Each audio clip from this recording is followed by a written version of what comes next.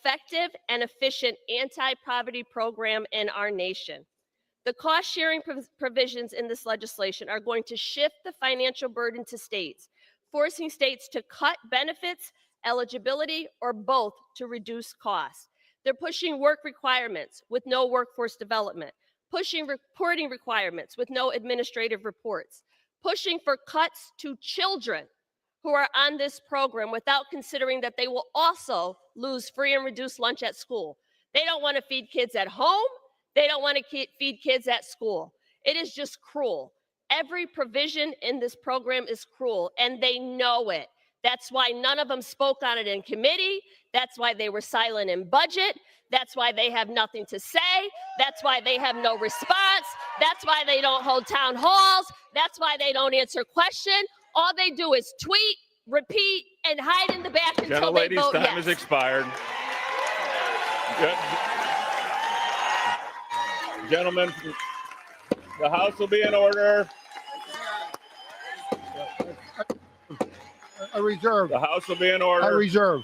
The gentleman from Massachusetts reserves. The gentlelady from Indiana is recognized. I reserve. Gentlelady reserves. Gentleman from Massachusetts is recognized.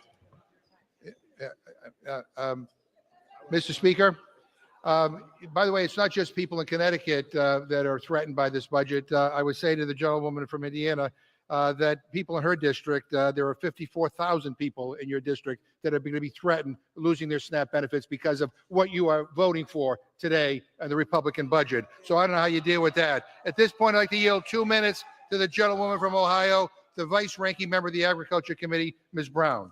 Thank you, Ranking Member The McGovern. gentlelady is recognized. I rise in strong opposition to this rule and the underlying bill. Let's be clear. Republicans are paying for massive tax cuts for millionaires and billionaires by cutting $300 billion from SNAP.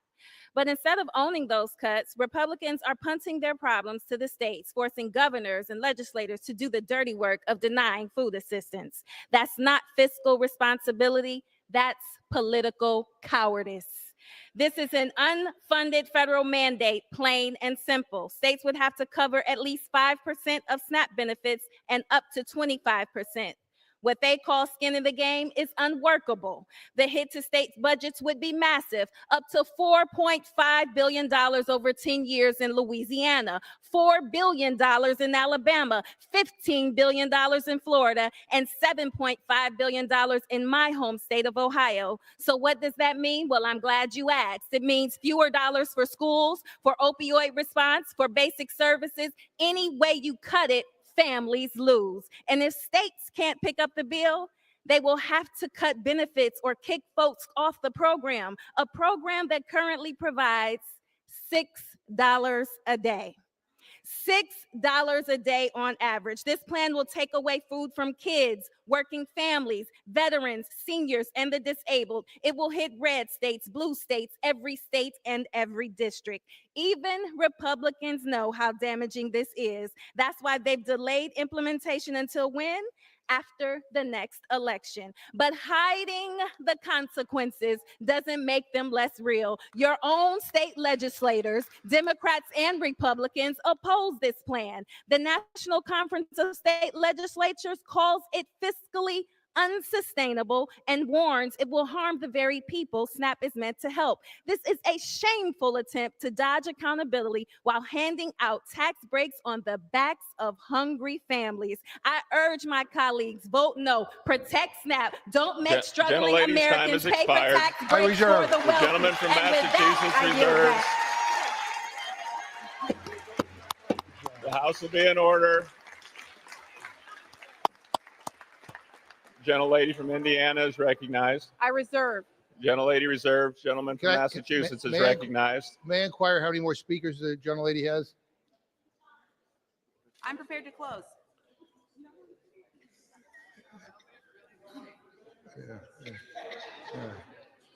I'm just trying. The gentleman from Massachusetts can close. Yeah. How much time do I have left? The gentleman has 1 minute remaining. Okay. Mr. Speaker, I yield myself to remaining time. Let me just say to my Republican friends, hunger is a political condition. We have the money, we have the infrastructure, we know what to do to end it. We have everything but the political will.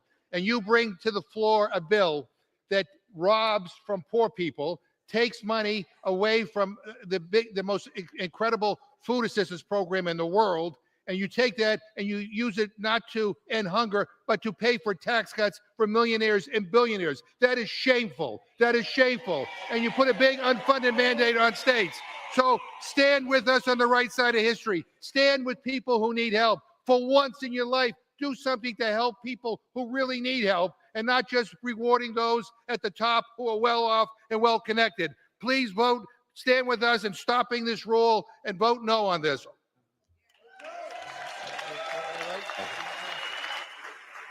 Members are reminded to direct their remarks to the chair. The gentlelady from Indiana is recognized.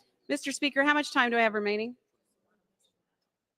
Gentlelady has 9 minutes remaining. Perfect. So, Mr. Speaker, the Democrats claim that this is providing tax cuts for the wealthy. Well, let's just talk about that. The House is not in order. Gentlelady will suspend. This bill includes no tax on tips, no tax on overtime, and provides tax reliefs for seniors on Social Security. This will protect the largest tax cut for middle class and working families in American history. Suspend. Gentlelady's recognized. Americans will see a double-digit % decrease in their taxes. And if we want to talk about districts, Mr. Speaker. Gentlelady will suspend. The House is not in order. Let's talk about the second Gentlelady's district of recognized. Massachusetts, Mr. Speaker, under which it is home to 524,530 taxpayers. The average taxpayer in Massachusetts' second district would see a 20% tax hike if the Trump tax cuts expire, which is what my Democrat colleagues across the aisle are fighting for. They're fighting for your taxes to go up. A family of four making $95,495 in the Massachusetts second district, the median income would see a $2,141 tax increase if the Trump tax cuts expire. That's about worth 10 weeks worth of groceries for a typical family of four in that region. Now let's talk for a moment too, Mr. Speaker, about SNAP benefits. Only Democrats would protect error rates in SNAP benefits, saying that integrity in the program is a cut. But this is ensuring that benefits are available to the people who are eligible for those and need them most. Anything else is fraud. Republicans are ensuring that SNAP prioritizes benefits for American citizens and protects the program's long-term stability by closing loopholes and requiring cost sharing for states that have error rates that are unfeasible. We are focusing on protecting tax cuts for the American people across the board. That's what we're trying to do here, Mr. Speaker. Anything else that we hear from the Democrats are stall tactics. We must continue so the House can begin our consideration of this historic legislation to deliver on President Trump's agenda. I urge our members to vote yes on the question, and I yield back the balance of my time. Gentlelady yields back. All time for debate has expired. The question is, will the House now consider the resolution? Those in favor say aye. Those opposed, no. In the opinion of the chair, the ayes have it. Mr. The Speaker, question of I ask for the yeas and nays. the yeas and nays are requested. Those favoring a vote by the yeas and nays will rise. A sufficient number having risen, the yeas and nays are ordered. Members will record their votes by electronic device.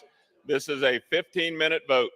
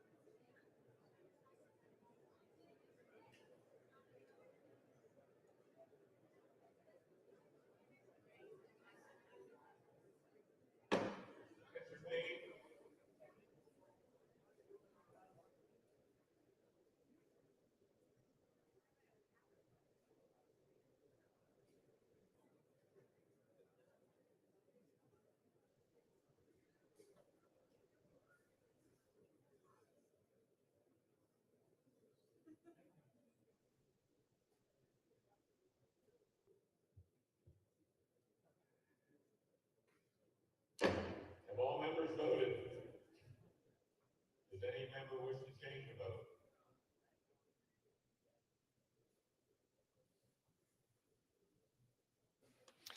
On this vote, the yeas are 216 and the nays are 211. The question of consideration is decided in the affirmative. Without objection, the motion is to reconsider is laid on the table. The gentlewoman from Indiana is recognized for 1 hour. Thank you, Mr. Speaker. For the purpose of debate only, I yield myself the customary 30 minutes to I yield the customary 30 minutes to the gentleman from Massachusetts, Mr. McGovern, pending which I yield myself such time as I may consume.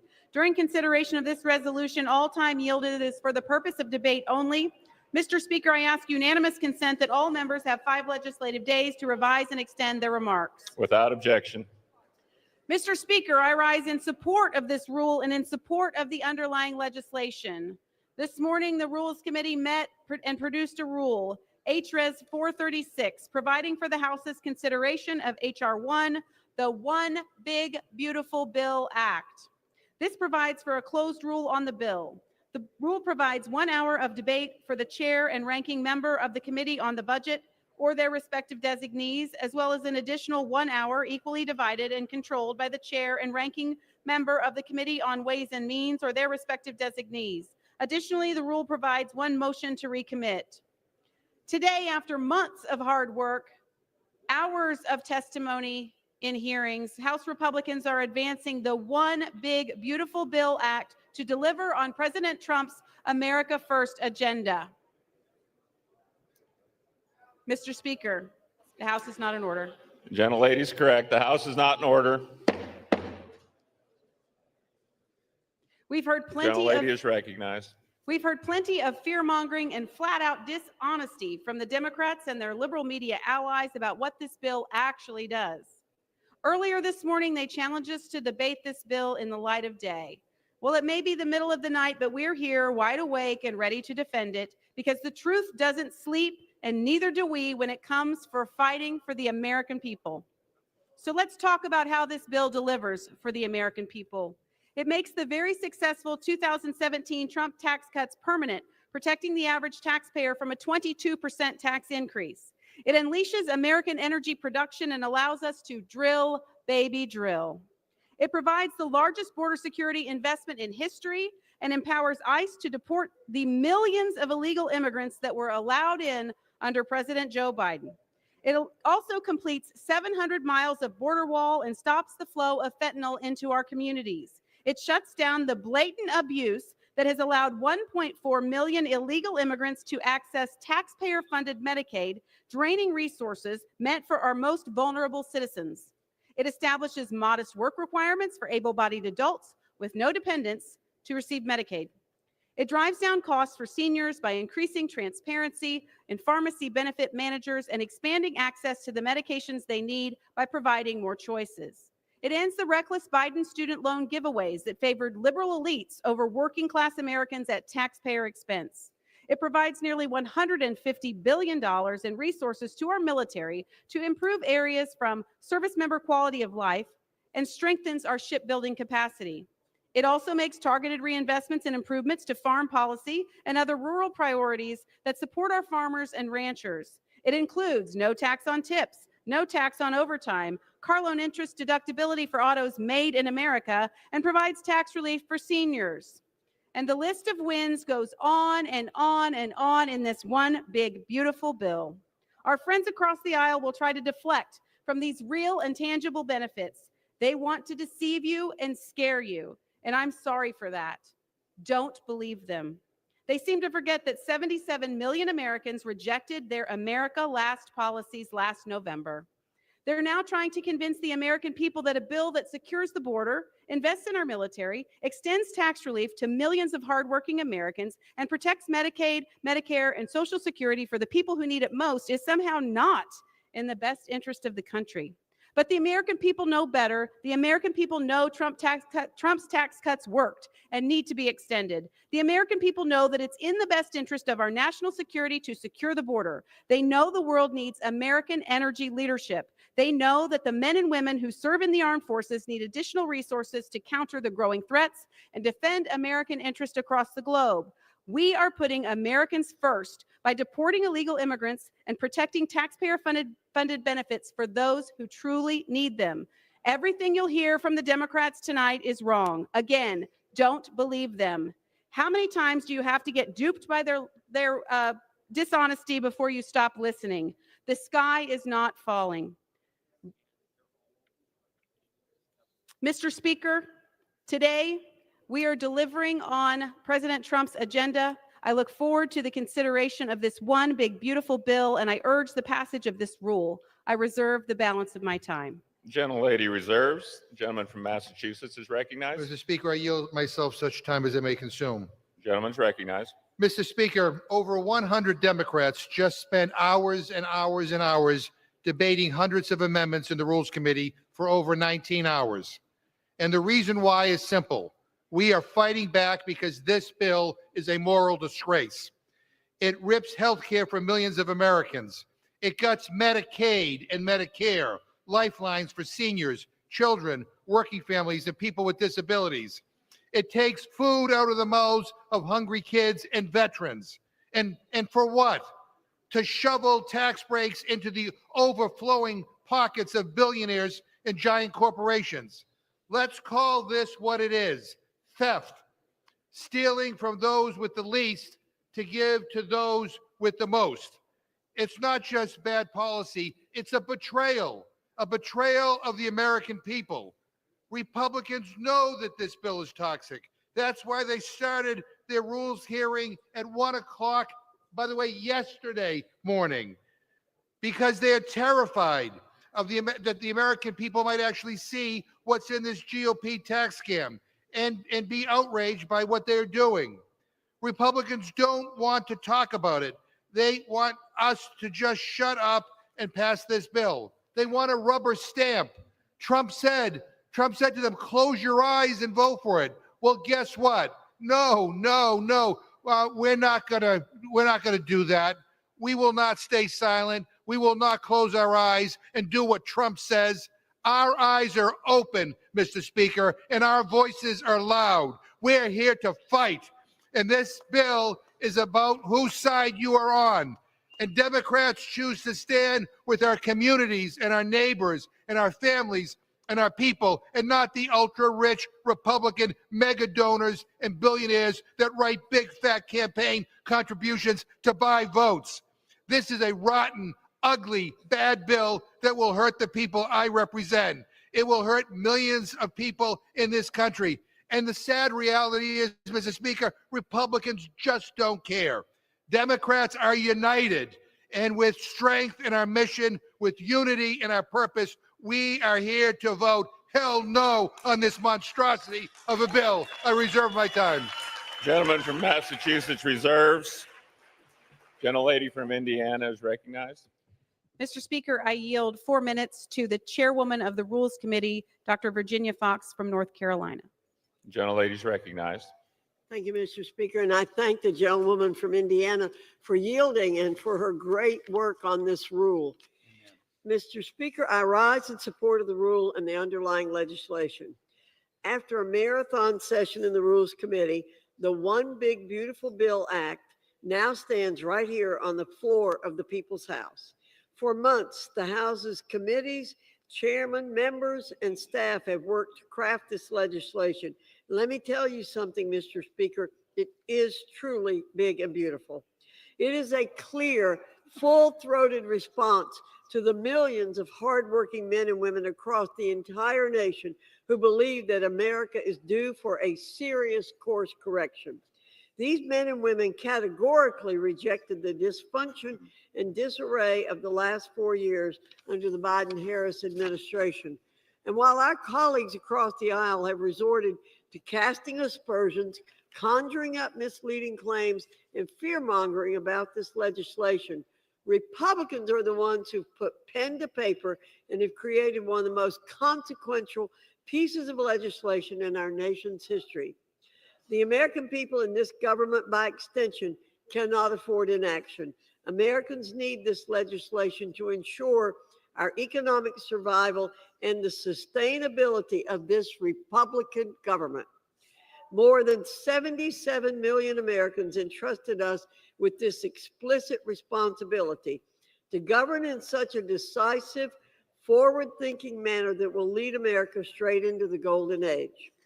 The express purpose of the One Big Beautiful Bill Act is this: to ensure that our federal spending, taxation, and other revenue-generating concepts align with the current needs of the American people and bring us into that new American era. And how do we achieve this grand realignment? Through this great reconciliation project. We're executing the instructions given to the committees pursuant to the budget resolution, one that passed both chambers and is binding on this body in the Senate. We're not interested in rhetorical jousting or succumbing to the status quo. We're interested in delivering real, tangible results to the American people. These results are achieving the full potential of our energy dominance, realizing a secured border, and establishing fiscal certainty for our great American future. I urge my colleagues to be part of delivering real, tangible results by voting yes on the rule and yes on the underlying legislation. And with that, Mr. Speaker, I yield back. Gentlelady yields back. Gentlelady from Indiana reserves. Gentleman from Massachusetts is recognized. Let me just say to the distinguished chairwoman of the Rules Committee, you know what gives people fiscal certainty? Food in their refrigerators. Now, Mr. Speaker, I'd like to yield 1 minute to the gentlewoman from Colorado, Ms. DeGette. Gentlelady is recognized for 1 minute. Thank you, Mr. Speaker. Mr. Speaker, among the many other deficiencies of the bill, it is a direct assault on women's reproductive freedom. Number one, it defunds Planned Parenthood, which means if this bill passes, 1 million Americans will have no pap smears. They'll have no breast cancer screening. They'll have no well women visits. That's the first thing it does. But then the manager's amendment, introduced in the dead of night, says 1 of 7 Americans who are on the insurance exchanges will no longer be able to get abortion coverage on those exchanges with their own money. I can see why the Republicans wanted to do this in the dead of night, because after the Dobbs decision, America woke up. We realized that this is an important service, and the women and families of America, when they wake up and find out the direct assault on reproductive freedom in this bill, they're going to be mad, and they're not going to forget when they go to the ballot box in 2026. I yield back. Gentlelady yields back. Gentleman from Massachusetts reserves. Gentlelady from Indiana is recognized. Mr. Speaker, I yield 3 minutes to my friend, the gentleman from New York, Mr. Langworthy. Gentleman is recognized. Mr. Speaker, thank you to the gentlewoman from Indiana for yielding the time. I rise today in strong support of the rule and the big, beautiful bill, because this is not just a budget bill. This is the beginning of a great American comeback. That's what the people demanded when they went to the polls last November. They voted to take our country back from chaos, from open borders, from crushing inflation, and from a government that rewards fraud while punishing hard work. This bill answers that call. It puts working families first with expanded tax relief for families and workers and the hardworking men and women that are paying the bills in this country. This bill tells them, we see you and we've got your back. And at the same time, we go after the rot that's taken hold here in Washington for far too long. Just last year, Medicaid alone paid out $36 billion in improper payments. That's fraud, that's theft, and that's a disgrace. That's money that's not taking care of our most vulnerable, which we have to protect at all costs. This bill stops it cold with tough enforcement, eligibility checks, and a full crackdown on waste, fraud, and abuse. We also bring back work requirements for able-bodied adults without dependents. It's just common sense, and it's worked before. In fact, in the 90s, under a Democratic president, Bill Clinton, he worked with Congress and passed historic welfare reform that helped millions of people move from dependence to dignity. We've restored that principle now in this bill, and because a nation that rewards hard work is a nation that thrives. and we stop throwing taxpayer dollars at failed green schemes and electric vehicle mandates that working families simply can't afford and don't want.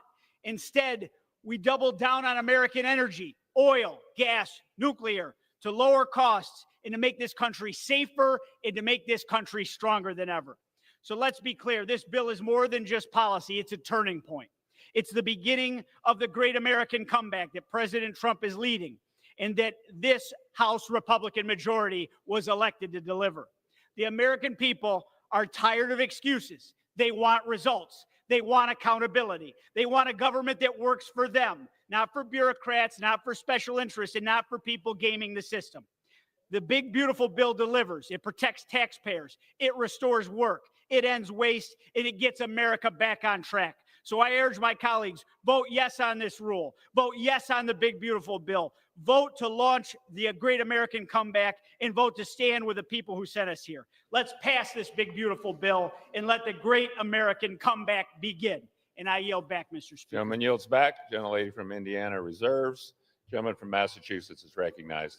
So, Mr. Speaker, some people may be wondering, why are we debating this bill at 1:20 in the morning, which is prime time in Guam? It's because they are ashamed of what they are bringing to this House floor, and they should be ashamed. I yield 1 minute to the gentleman from California, Mr. Tran. Gentleman from California is recognized for 1 minute. Mr. Speaker, I rise in opposition to this reckless attempt by Republicans to force through a reconciliation bill that makes life harder for the working families in California's 45th district. My constituents deserve better than this budget. The American people deserves better than this budget.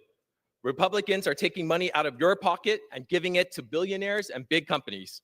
Over 250,000 people in my district rely on Medicaid, over 100,000 of them are children and seniors. Nearly 40,000 children, seniors, veterans, and families in my district will have less food on their tables because of Republicans' cuts to SNAP. Our constituents sent us here to fight for them. They are looking for us for answers, and all Republicans can offer are higher costs for less care. That's not okay with me. Our constituents deserve better, and I urge my colleagues to vote no. I yield back. Gentleman yields back. Gentleman from Massachusetts reserves. Gentlelady from Indiana is recognized. Thank you, Mr. Speaker. I yield 1 minute to my friend, the gentleman from Missouri, Mr. Alford. The gentleman is recognized for 1 minute. Thank you to the gentlelady. Mr. Speaker, we now have a chance to deliver real, lasting change for the American people. The one big, beautiful bill is not just a promise that we as House Republicans and President Trump made. This is a generational opportunity to reset the direction of our great nation. Let me be clear. My colleagues on the other side of the aisle don't like this bill because it puts hardworking Americans first, not the bureaucrats, not special interests, and not those who break our laws. Our friends on the left like to shout, "The sky is falling, the sky is falling." Enough with the Chicken Little mentality in this body. This bill stops the largest tax increase in U.S. history. This bill will increase take-home pay by more than $13,000 and grow wages by more than $11,000. It protects Medicaid for our citizens by removing more than 1 million illegal aliens from taxpayer-funded benefits. And yes, Mr. Speaker, this draws the clear line. No taxpayer dollars for sex change surgeries for anyone. I urge a yes vote on this big, beautiful bill. Gentleman yields back. Gentlelady from Indiana reserves. Gentleman from Massachusetts is recognized. Yeah, my friends are so proud of this bill that they're doing it at 1:25 a.m. in the morning. And the bottom line is the reason why we don't like the bill is, we don't think billionaires deserve any more tax cuts, and we don't want to support a bill that screws regular people. But, Mr. Speaker, I'm going to urge that we defeat the previous question, and if we do, I will offer an amendment to the rule to make an order, amendment number 233, offered by Leader Jeffries, which strikes all provisions that would cause millions of Americans to lose health care and food assistance. We spent over 20 hours in the Rules Committee today trying to stop this ugly, cruel Republican bill. Over 100 Democrats came to testify. We did everything we could to get them to change this bill so that it would not strip health care and food assistance from the most vulnerable people in our nation. Now we will give Republicans one last chance not to strip vital programs like Medicaid and SNAP away from millions of Americans. Mr. Speaker, I ask unanimous consent to insert the text of my amendment into the record, along with any extraneous material immediately prior to the vote on the previous question. Without objection. And Mr. Speaker, to discuss our proposal, I yield 1 minute to the gentlewoman from Illinois, Ms. Underwood. Gentlelady is recognized for 1 minute. Thank you, Mr. Speaker. I rise today to speak out on behalf of millions of Americans who are about to have their health care torn away from them. Republicans have been working through the night to hand Donald Trump a massive tax cut to all those billionaires who are in the front row of his inauguration.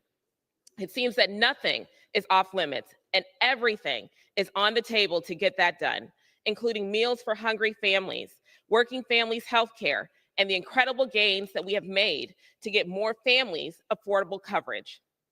Today, Republicans blocked my amendment to lower healthcare costs, refusing to accept a proposal that Donald Trump's own pollster said is the most popular way to make care more affordable.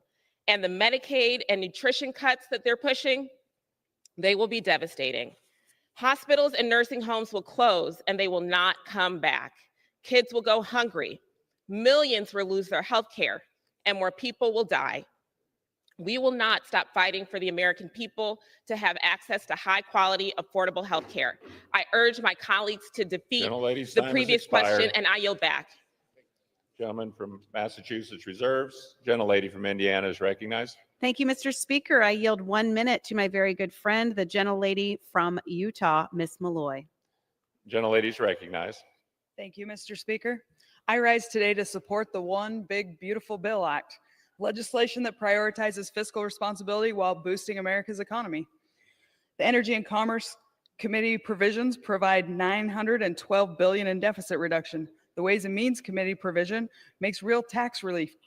This bill reins in federal spending levels by rooting out waste, fraud, and abuse, and strengthens our economy by ensuring that working American families can thrive without overburdensome taxes or costly regulations. We're moving the economy and the government in the right direction. The Natural Resources Committee title reduces the deficit by at least $18.5 billion while restoring common sense management to our federal lands and environmental programs. It will generate revenue through oil and gas leases, coal leases on federal land, leases for geothermal energy production, timber sales, and other activities that stimulate local economies while generating federal revenue. It cuts waste and strengthens resource development, all while achieving significant fiscal savings. This bill is good for Utah, and it's good for America. The bill helps all Americans by helping us keep our borders secure, by providing law enforcement with the tools they need. So I support the bill. Thank you, and I yield back. Gentlelady from Indiana reserves. Gentleman from Massachusetts is recognized. Mr. Speaker, I yield 1.5 minutes to the gentleman from Kentucky, a man who is not afraid to speak his mind about fiscal responsibility, Mr. Massey. Gentleman from Kentucky is recognized for 90 seconds. Well, I'd love to stand here and tell the American people, we can cut your taxes and we can increase spending and everything's going to be just fine. But I can't do that because I'm here to deliver a dose of reality. This bill dramatically increases deficits in the near term, but promises our government will be fiscally responsible 5 years from now. Where have we heard that before? How do you bind a future Congress to these promises? This bill is a debt bomb ticking. Congress can do funny math, fantasy math, if it wants, but bond investors don't. And this week, they sent us a message. Moody's downgraded our credit rating, and the bond investors who buy our debt and finance our debt demanded higher interest rates on the 10-year note, the 20-year note, and the 30-year note. What does this mean? Very soon, the government will be paying $16,000 of interest alone per U.S. family. And what are we telling them? Instead of taking care of that problem, we're going to give you a $1,600 tax break. Under the taxing and spending levels in this bill, we're going to rack up, the authors say, $20 trillion of new debt over the next 10 years. I'm telling you, it's closer to $30 trillion of new debt in the next 10 years. Mr. Speaker, we're not rearranging deck chairs on the Titanic tonight. We're putting coal in the boiler and setting a course for the iceberg. If something is beautiful, you don't do it after midnight. I oppose this bill. Gentleman's time has expired. Gentleman from Massachusetts. Gentleman from Massachusetts reserves. Gentlelady from Indiana is recognized. Thank you, Mr. Speaker. I yield 1 minute to my friend, the gentleman from Iowa, Mr. Nunn. Gentleman from Iowa is recognized for 1 minute. Thank you, Mr. Speaker. Tonight we have the opportunity to deliver on a promise made to the American people. Border security, energy independence, tax cuts for working class families. Now, my colleagues on the other side of the aisle, millionaires, many of them themselves may bemoan what it may do, but I promise you this, for folks back home in Iowa, this is a working class tax cut. I spoke to an Iowa mom, Sarah Curry, who used her child tax credit to help buy a new water heater for her family when it went out last winter and made sure her daughter got to speech therapy. I talked to Jolyn Reason, an Iowa farmer who was able to continue their family's legacy of a family farm because they didn't have a death tax slash cut that would have allowed a foreign country to buy their family's century farm. In fact, the average household will see a $5,000 increase in real income that goes straight back into our economy. And that, my friends, is how you not only grow the economy, but pay down a national deficit. This mechanism is something the CBO apparently doesn't understand with over $1 trillion in growth. Mr. Speaker, I support this bill. The American people demand this bill. Gentlelady from Indiana reserves. Gentleman from Massachusetts is recognized. Mr. Speaker, you got to love these Republicans. You know, the two things they don't want to talk about are tax cuts for billionaires, which are in this budget reconciliation bill, and the debt. And this bill adds trillions to the debt. I now yield 1 minute to the gentlewoman from Nevada, Ms. Titus. Gentlelady is recognized for 1 minute. Thank you, Mr. Speaker and Mr. Leader. You know, the Republicans may think that they can hide what they're doing to the American people by voting on this one big, bad, beautiful BS bill in the middle of the night, but they need to think again. I represent Las Vegas. It's a 24-hour town. My constituents are up. They're not asleep. They're working, and they are watching. You know, they can see you cutting benefits for families while cutting taxes for billionaires. They can see you taking away food from children and health care from women. They can see you stripping funds from renewable energy, Medicaid, and public education. They are not asleep. They are not blind. Their eyes are wide open. So you can say whatever you want to, but they're watching what you're doing. Thank you, and I yield back. All right. Members are reminded to direct their remarks to the chair. Gentleman from Massachusetts reserves. Gentlelady from Indiana is recognized. Thank you, Mr. Speaker. I yield 1 minute to the gentleman from Pennsylvania, Mr. Muser. Gentleman from Pennsylvania is recognized for 1 minute. Thank you, Madam Chair. Mr. Speaker, we are here this late because our time has been wasted for the last 3 or 4 hours on the nonsense coming from the left. We were elected to improve our country, to work with President Trump, to improve our national security, strengthen our economy, bring fiscal sanity to an out-of-control budget, deliver accountability, and lead the world towards peace. And frankly, to bring common sense so people start trusting our government again. This big, beautiful bill is about caring about America. It's designed to strengthen our national security, fortify our now secure border, which was turned into a disaster by you all, responsibly grow our domestic energy supply, and create more opportunity for Americans. It also gives small businesses the type of tax environment and certainty they need and deserve. Now, not one where we're slammed by major tax increases, which would occur by voting no on this bill. Voting no on this bill will assure massive tax hikes and will continue the waste, abuse, and fraud that is just running rampant through our federal government. Mr. Speaker, this bill is just the beginning. It sets the stage for making America as great as it should be. I yield back. Gentlelady from Indiana reserves. Gentleman from Massachusetts is recognized. Boy, that was weird. Mr. Speaker, I want to yield 1 minute to the gentleman from Rhode Island, Mr. Magaziner. Gentleman is recognized for 1 minute.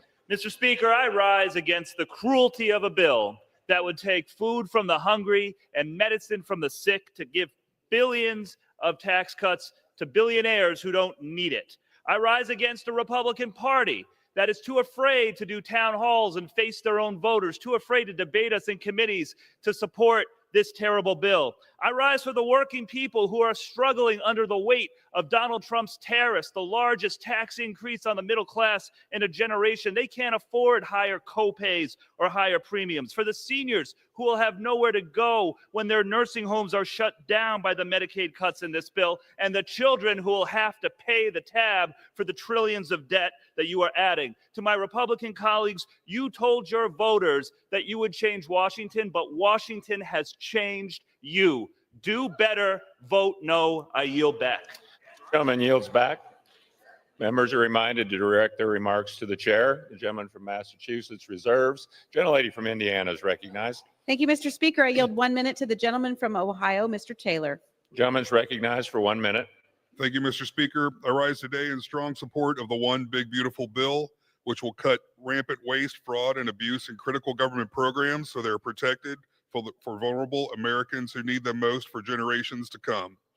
With this bill, President Trump and Republicans in Congress are defending Medicaid, protecting SNAP, and eliminating fraud so taxpayers' dollars are spent on Americans in need, not stolen by illegal immigrants or other fraudsters.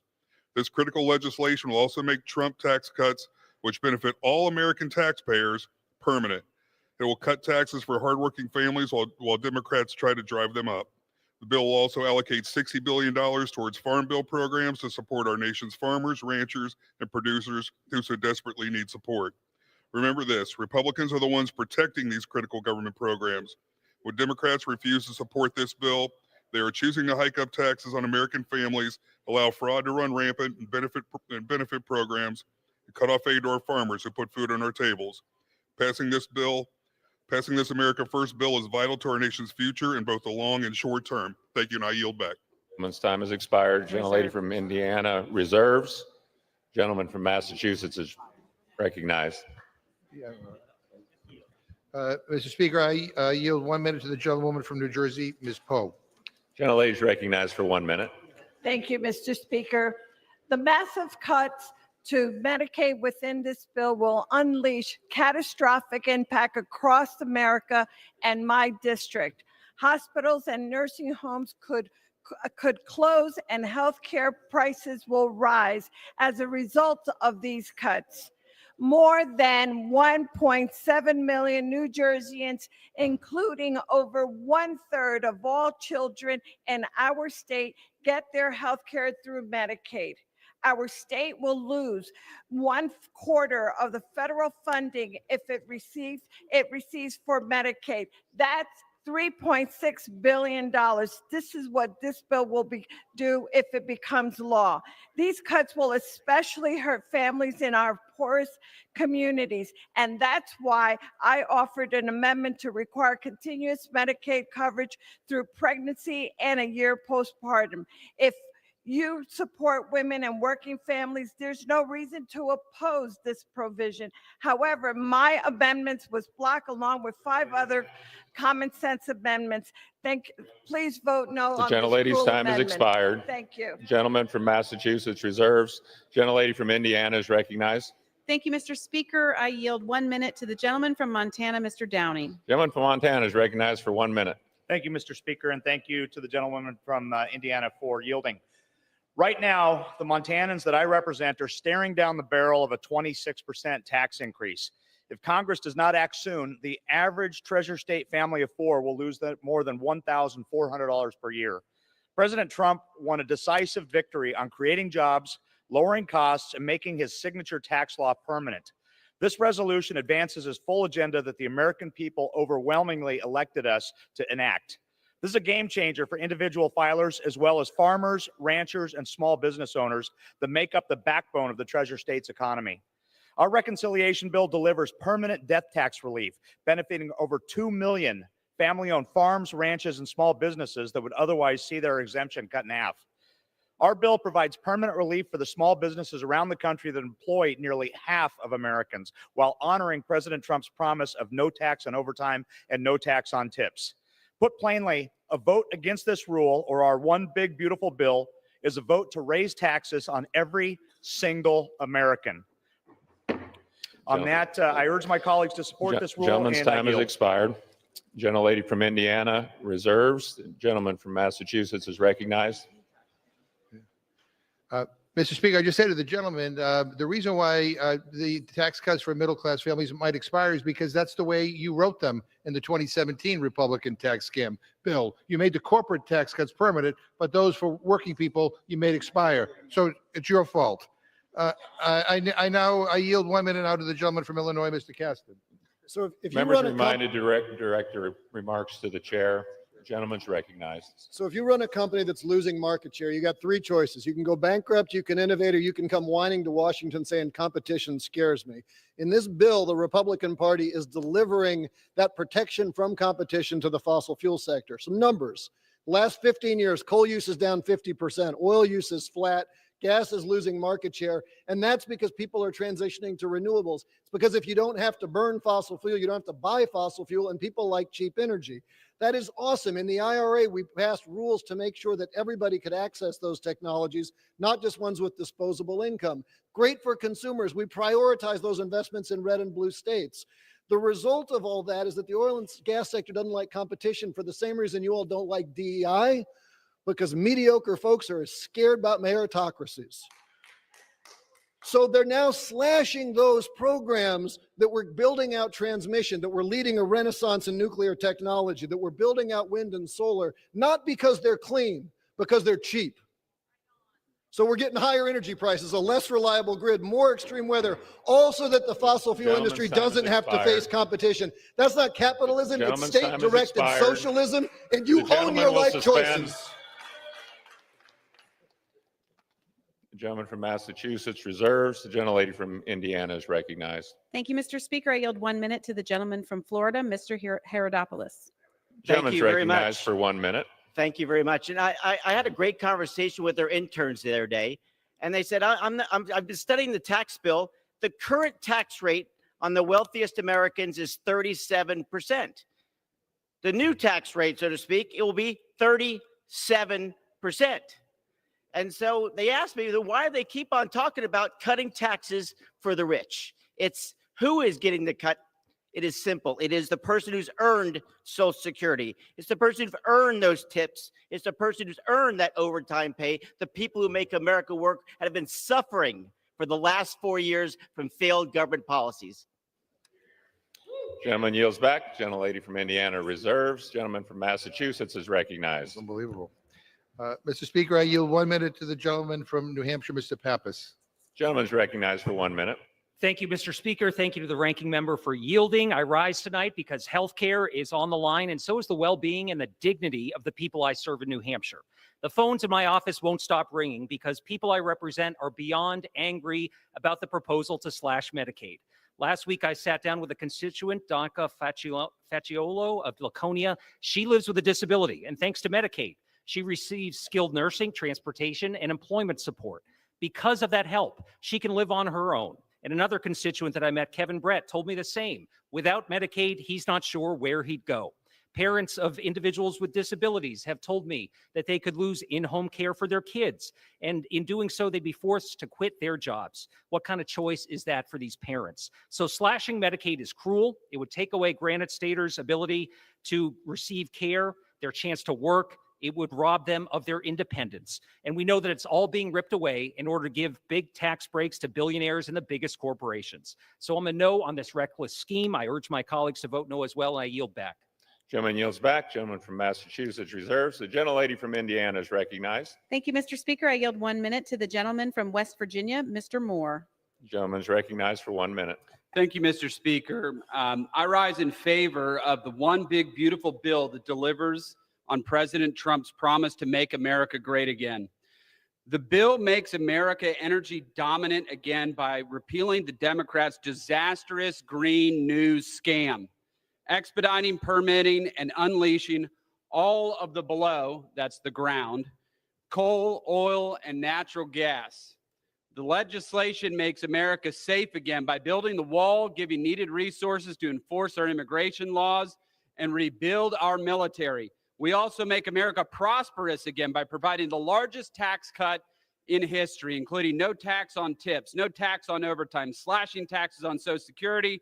Tipped workers will see a $1,700 increase in take-home pay in this bill. That's a win for the American people. Finally, This bill puts American families first by increasing and making permanent the child tax credit and enhancing the adoption tax credit and defunding, thank God, big abortion. President Trump made a promise to the American people, and this bill fulfills it. Thank you. Gentlelady from Indiana reserves. Gentleman from Massachusetts is recognized. Mr. Speaker, I yield 1 minute to the gentlewoman from Ohio, Ms. Sykes.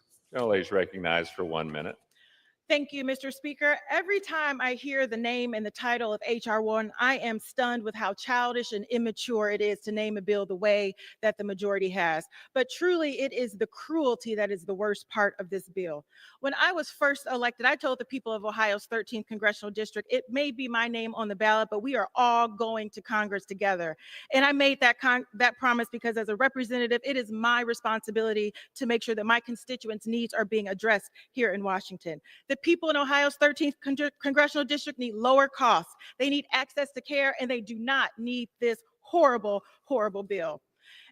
I have said many times before, the access to maternal health, to infant mortality reduction, to making sure that people have access to substance and mental health services is what is so important. And there was no Republican mandate to kick our grandmothers out of nursing homes. But the most important part about this is that when 30,000 jobs are on the line in Ohio's 13th congressional district. Mr. Speaker, what are you going to say to my constituents? Will you call them lazy, worthless, unworthy of food, shelter, and human dignity? I already know the answer because the answer is yes, because I've heard you talk about constituents like mine and all over this country with disdain 15 seconds. as though they are not important. Gentlelady's And they are recognized totally for additional unworthy 30 of this seconds. horrible, horrific, mean, cruel, nasty bill. Gentlelady yields back. Gentleman from Massachusetts reserves. Gentlelady from Indiana is recognized. Thank you, Mr. Speaker. I yield 1 minute to the gentleman from North Carolina, Mr. McDowell. Gentleman's recognized for 1 minute. Mr. Speaker, it comes as no surprise that my colleagues on the other side of the aisle are afraid of the truth when speaking about the bill before us today. We now have extensive reporting that the last administration kept the American people in the dark about the health of President Biden. They refused to call the flood of illegals coming across our border a crisis. My colleagues on the other side of the aisle tried putting lipstick on their inflationary economy rather than changing course. So it should come as no shock, Mr. Speaker, that these same folks are misleading Americans about the bill before us today. The One Big Beautiful Bill will be a major course correction, delivering massive tax relief, certainty for small businesses, a historic investment in border security, and we are unleashing American energy. Mr. Speaker, it seems to me that too many in this body live their own truth, not the truth.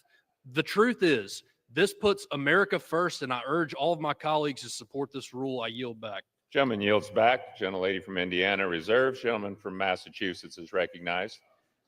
Mr. Speaker, I yield 1 minute to the gentleman from Alabama, Mr. Figures. Gentleman from Alabama is recognized for 1 minute. Mr. Speaker, we're talking border security, and the same administration just let in our Chapo's family. Chapo's family. I rise today as somebody representing one of the poorest districts in this country. Individual median income around $30,000. 1 in 4 people in my district receive SNAP benefits. 1 in 4 people in my district receive Medicaid benefits. These are people who cannot afford to lose healthcare access. They cannot afford to lose access to SNAP benefits. And the truth of the matter is, that people will lose those benefits, all in an effort to make long money even longer. And so my question is their money being longer worth people in my district's lives being shorter? And it's not. It never will be. It never can be. We have to stand up for these people. I came to Congress to be a voice for people who need things like Medicaid, who need things like SNAP benefits. And every day I'm here, I will push back against efforts to cut back on those benefits. And with that, I yield back. Yields back. Gentleman from Massachusetts reserves. Gentlelady from Indiana is recognized.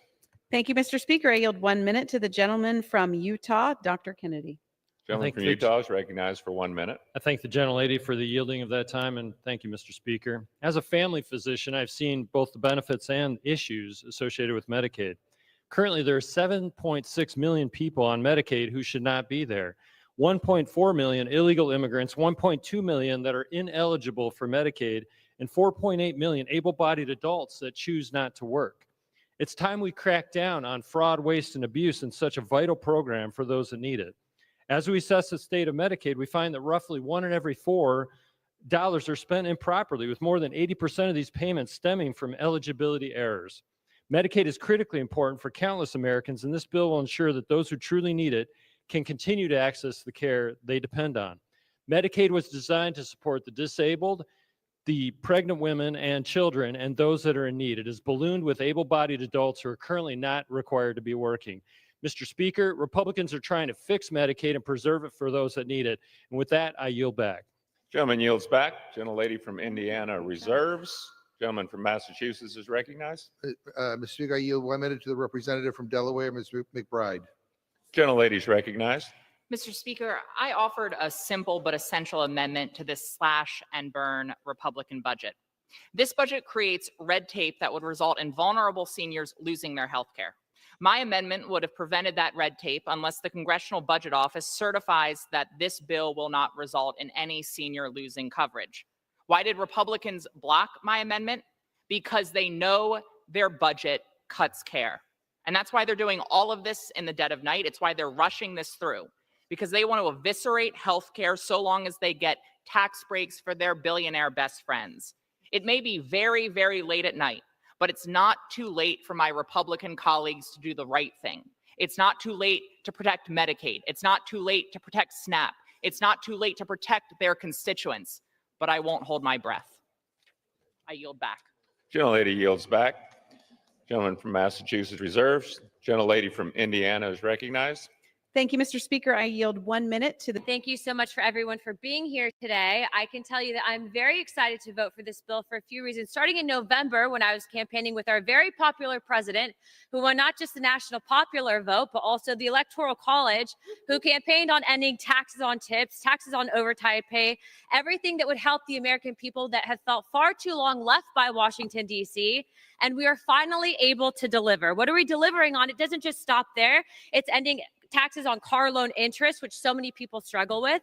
It's going to end additional tax and bring additional tax relief for seniors.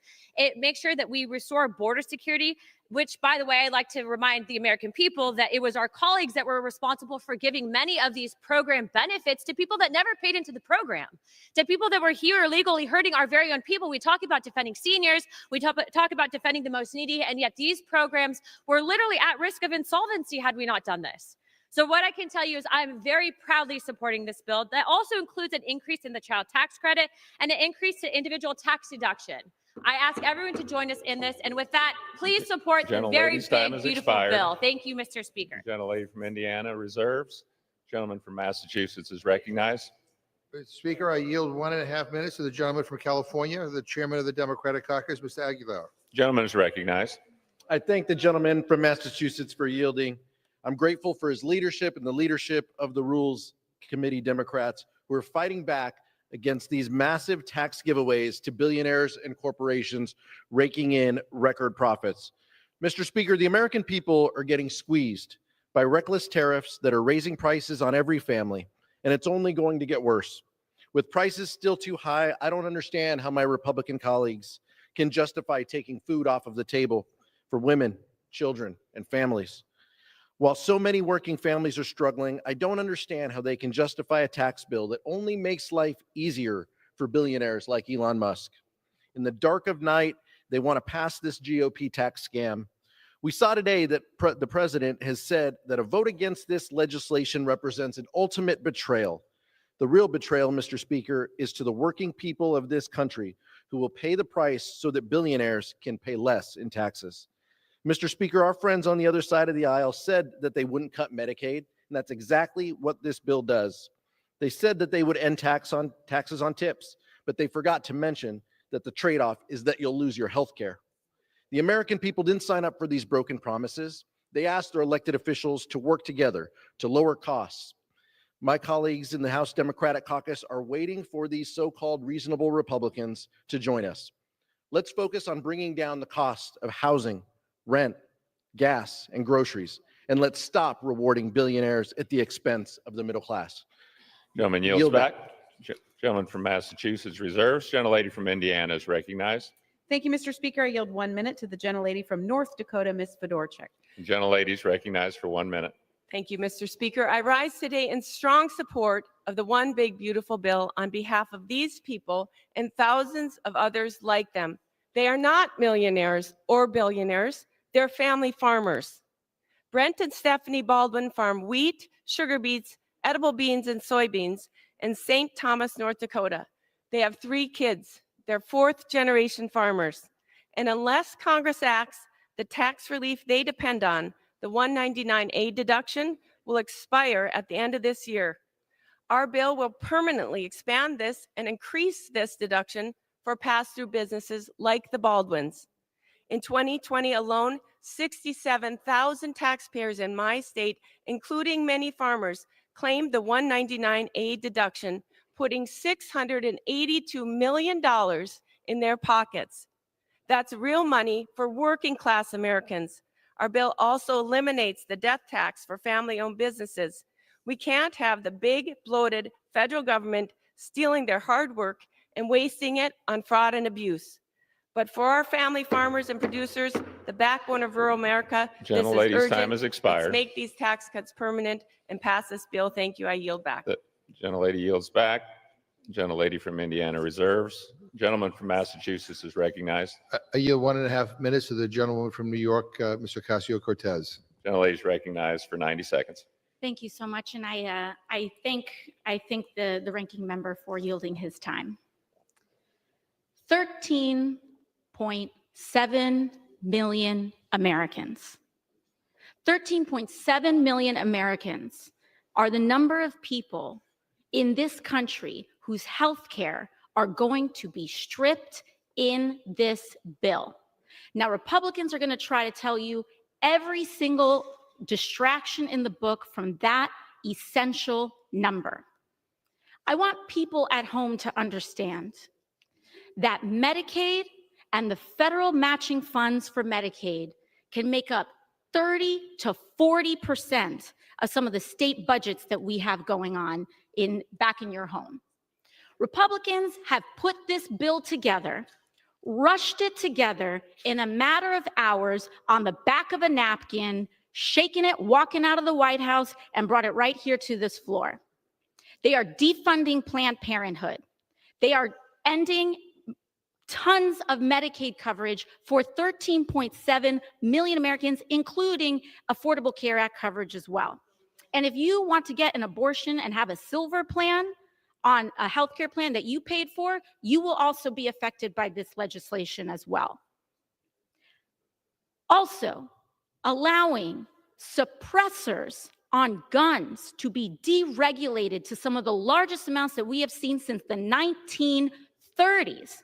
This is just a Christmas bill. I yield It's a the Christmas tree. gentlelady to 30 seconds.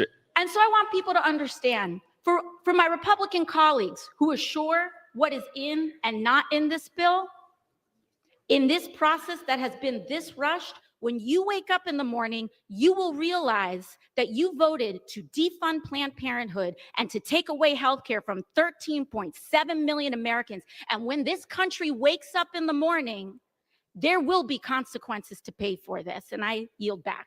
Gentlelady yields back. Gentleman from Massachusetts reserves. Gentlelady from Indiana is recognized. Mr. Speaker, I yield 1 minute to the gentleman from Wisconsin, Mr. Van Orden. Gentleman from Wisconsin is recognized for 1 minute. Mr. Speaker, thank you. I would like to take a moment to ground this House in reality and make sure that everyone understands that words have consequences and that the violent political rhetoric that has been delivered over the last 48 to 72 hours by my Democrat colleagues have affected Americans across this country and the globe. It's been reported that 2 Israeli diplomats were shot leaving an event at the Jewish Museum in Washington, D.C. by someone that yelled, "Free, free Palestine." And so I would like to spend the rest of my time that has been yielded by Ms. Houchin and ask respectfully my colleagues to have a moment of silence for these 2 people that were murdered by someone for political purposes. Silence.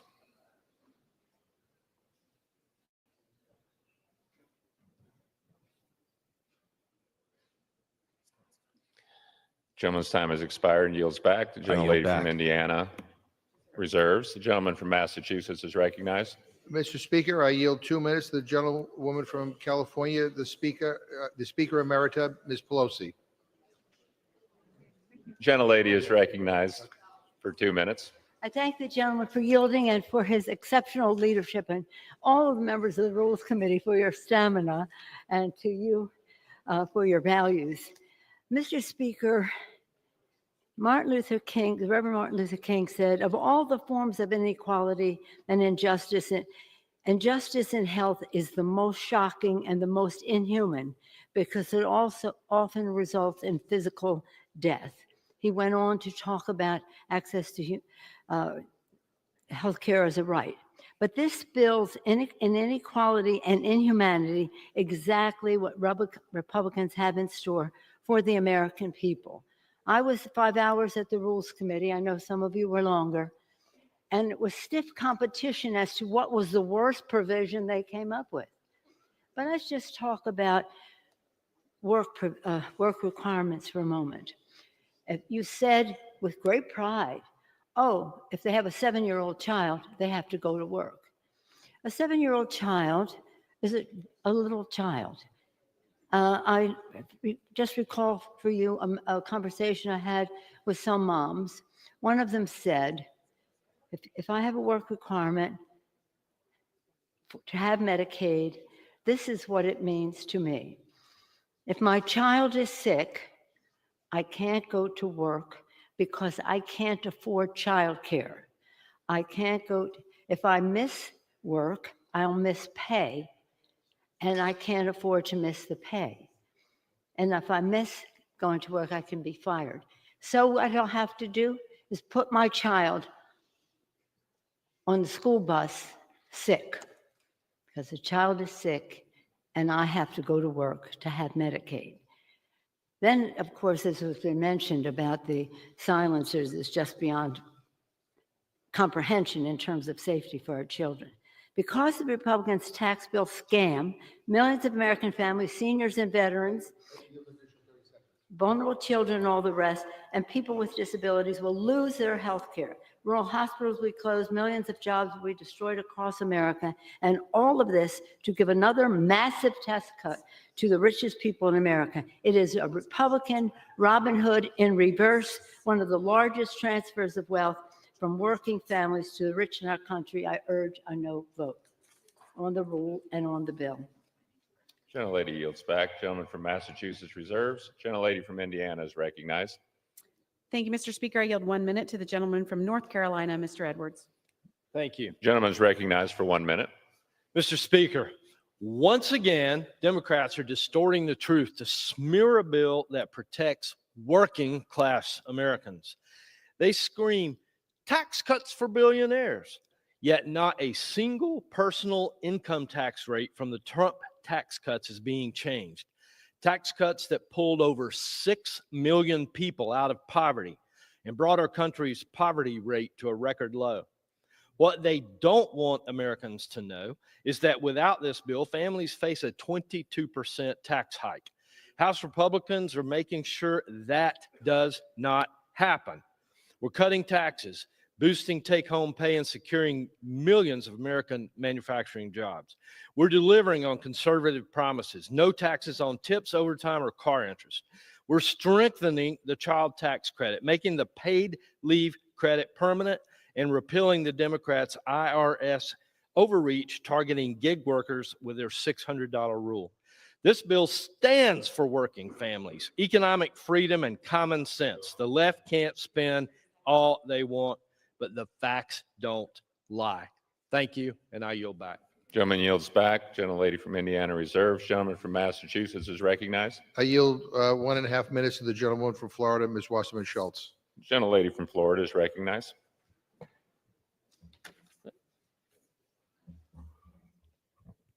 Thank you, Mr. Speaker. I rise to oppose this one big ugly bill. Instead of cutting costs, it imposes the biggest healthcare cut ever, forcing 14 million people to lose coverage.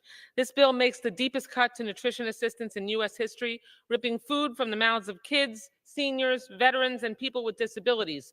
It guts clean energy, hurts farmers, expands abortion bans, and explodes the debt so badly it will trigger $500 billion in cuts to Medicare. And its 1,000+ pages all boil down to this. $1.1 trillion is swiped from SNAP and Medicaid and stuffed right into the pockets of the richest 1%. It no longer, thankfully, gives tax breaks to tanning beds, although you tried that in the dead of night, yet strips Affordable Care Act coverage from millions of families and raises deductibles and copays for millions more. This is worse than the haves versus the have-nots. It's just one big giveaway to the have-yachts. And just like Trump did to all his businesses, this bill will drive our constituents and our country into bankruptcy. Any Republican with a spine, which you clearly lack, and a conscience, which you also lack, should join me in voting hell no. I yield back the balance of my time. Members are reminded to direct their remarks to the chair. The gentleman from Massachusetts reserves. Gentlelady from Indiana is recognized. Thank you, Mr. Speaker. I yield 1 minute to the gentleman from Florida, Mr. Fine. Gentleman from Florida is recognized for 1 minute. Well, thank you, Mr. Speaker. And I am a new person in this chamber. And one of the things I've observed over the last 6 weeks is a fundamental question of who is it that we should be most worried about? See, Rome is burning, and it doesn't seem as though people realize that. It is not thoughtful, it is not generous, it is not compassionate to borrow money from our children and our grandchildren to give it to people who should not be in our country anyway. It is not compassionate to borrow money from them to give it to people for health care if they could work and they could provide it themselves. But what is compassionate is to tell someone who is a waitress working hard to support her family that she doesn't have to pay taxes on her tips. It is compassionate to someone like my father who is blind to know he might not have to pay taxes on his Social Security. There is compassion in this bill. There is compassion for the American people, and I hope that everyone will support it. Thank you, Mr. Speaker. Gentleman yields back. Gentlelady from Indiana reserves. Gentleman from Massachusetts is recognized.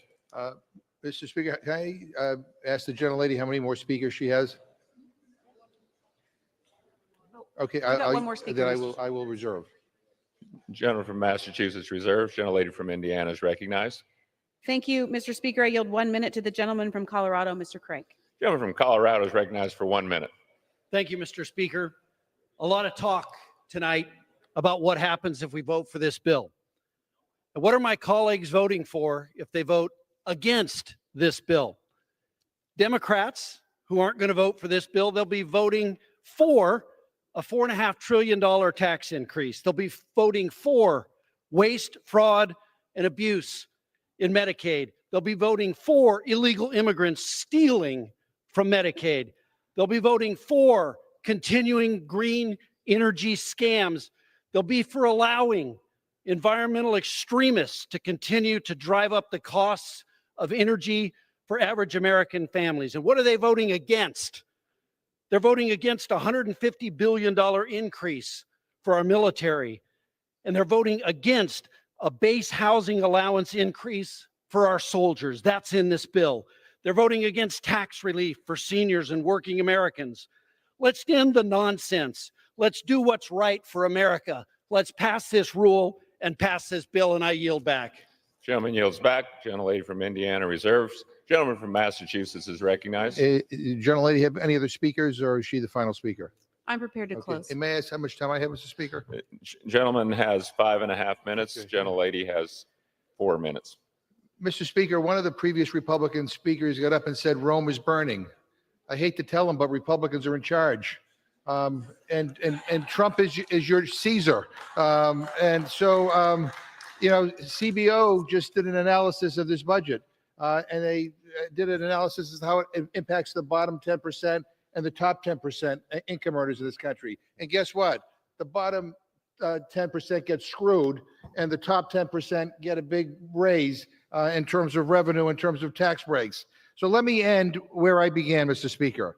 This is about whose side you are on. Whose side are you on, Mr. Speaker? Because from where I stand, it looks like you and the entire Republican Party betrayed the American people to side with the billionaires. People are so tired of getting screwed over by a system that doesn't work for them. They are fed up and they want change. They want us to make things better for regular, hardworking people, not just the rich and the powerful. And what Republicans' big, ugly bill does is the exact opposite. Our colleagues in Trump are perpetuating the exact broken system that people hate and despise. More tax breaks for billionaires while regular people get screwed. More giveaways for the rich and powerful while moms and dads struggle to get by. More loopholes into the tax code for Wall Street while working families fall further and further behind. That's the Republican agenda. That's what you guys think is big and beautiful: greed, corruption, and tax breaks for billionaires. You know, my state of Massachusetts funds states like Indiana, where the gentlelady is from. We get back less than we give. And so how dare she or anyone else vote to steal our tax money and give it to billionaires? So no, we will not go quietly. And no, we will not give up. We will fight this cruel, corrupt, immoral bill every step of the way, because the people we represent are counting on us, and we will never stop fighting for them. I urge every member of this House to vote hell no, never, absolutely not on this terrible disgrace of a bill. I yield back. Gentleman yields back. Gentlelady from Indiana is recognized. Thank you, Mr. Speaker. I yield myself the balance of my time. Gentlelady is recognized. Mr. Speaker, Rome is burning, but not because of the leadership of Republicans and Donald Trump. After 4 years of failed leadership under President Biden, our country faces many challenges. But Republicans, along with President Trump, are ready to address them head on and get our country back on track. The one big, beautiful bill is here, and the American people are ready to see us deliver on our promises. This is historic legislation that is a bill for working Americans. Here's 3 words I want you to remember: ineligible, illegal, and able. Those are the people who we don't believe should be taking Medicaid from pregnant women, children, the disabled, and the elderly. We've heard a lot about 13.7 million people are going to lose their health care. That number was debunked by the New York Times. That's a newspaper that doesn't write a lot of things that are friendly to our side. It's not that way.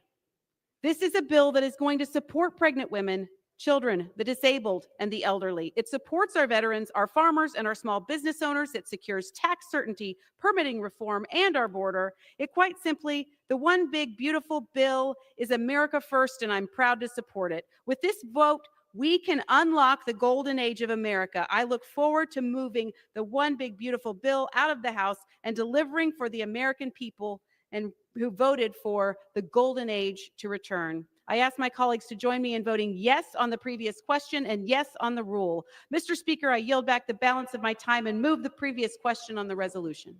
Gentlelady yields back. The question is on ordering the previous question on the resolution. Those in favor say aye. Those opposed, no. In the opinion of the chair, the ayes have it. Oh, Mr. Speaker, I asked for the yeas and nays and a hearing aid. Thanks for your concern. The yeas and nays are requested. Those favoring a vote by the yeas and nays will rise. A sufficient number having risen, the yeas and nays are ordered. Members will record their vote by electronic device. Pursuant to Clause 9 of Rule 20, this 15-minute vote on ordering the previous question will be followed by 5-minute votes on adoption of the resolution if ordered and passage of the Senate Joint Resolution 31. This is a 15-minute vote.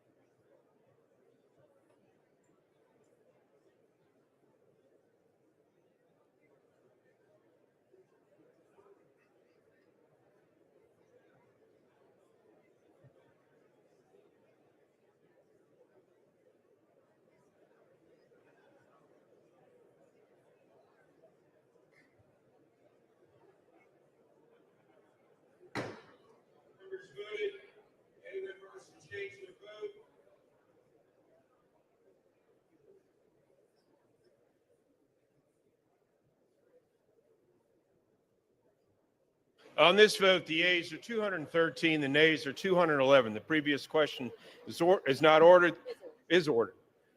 An opinion chair, the question is on the adoption of the resolution. Those in favor say aye. Those opposed say no. Opinion chair, the ayes have it. For what purpose does the lady of New Mexico seek Requesting the recorded vote, Mr. Speaker.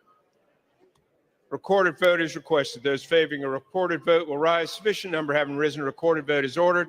Members will record their vote by electronic device. This is a 5-minute vote.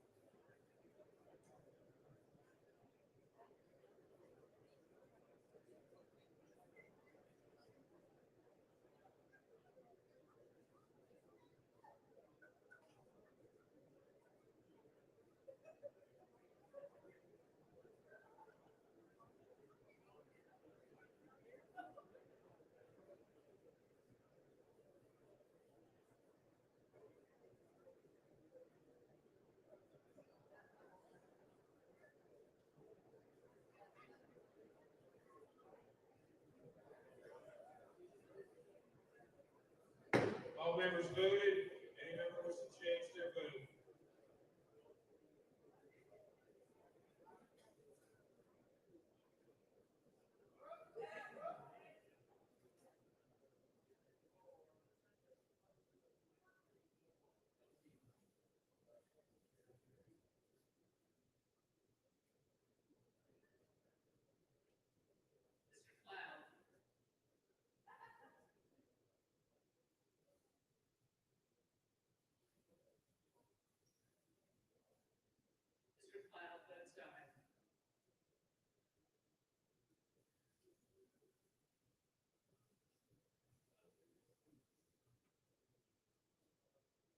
On this vote, the yeas are 217, the nays are 212. The resolution is adopted without objection. Motion to reconsider is laid upon the table.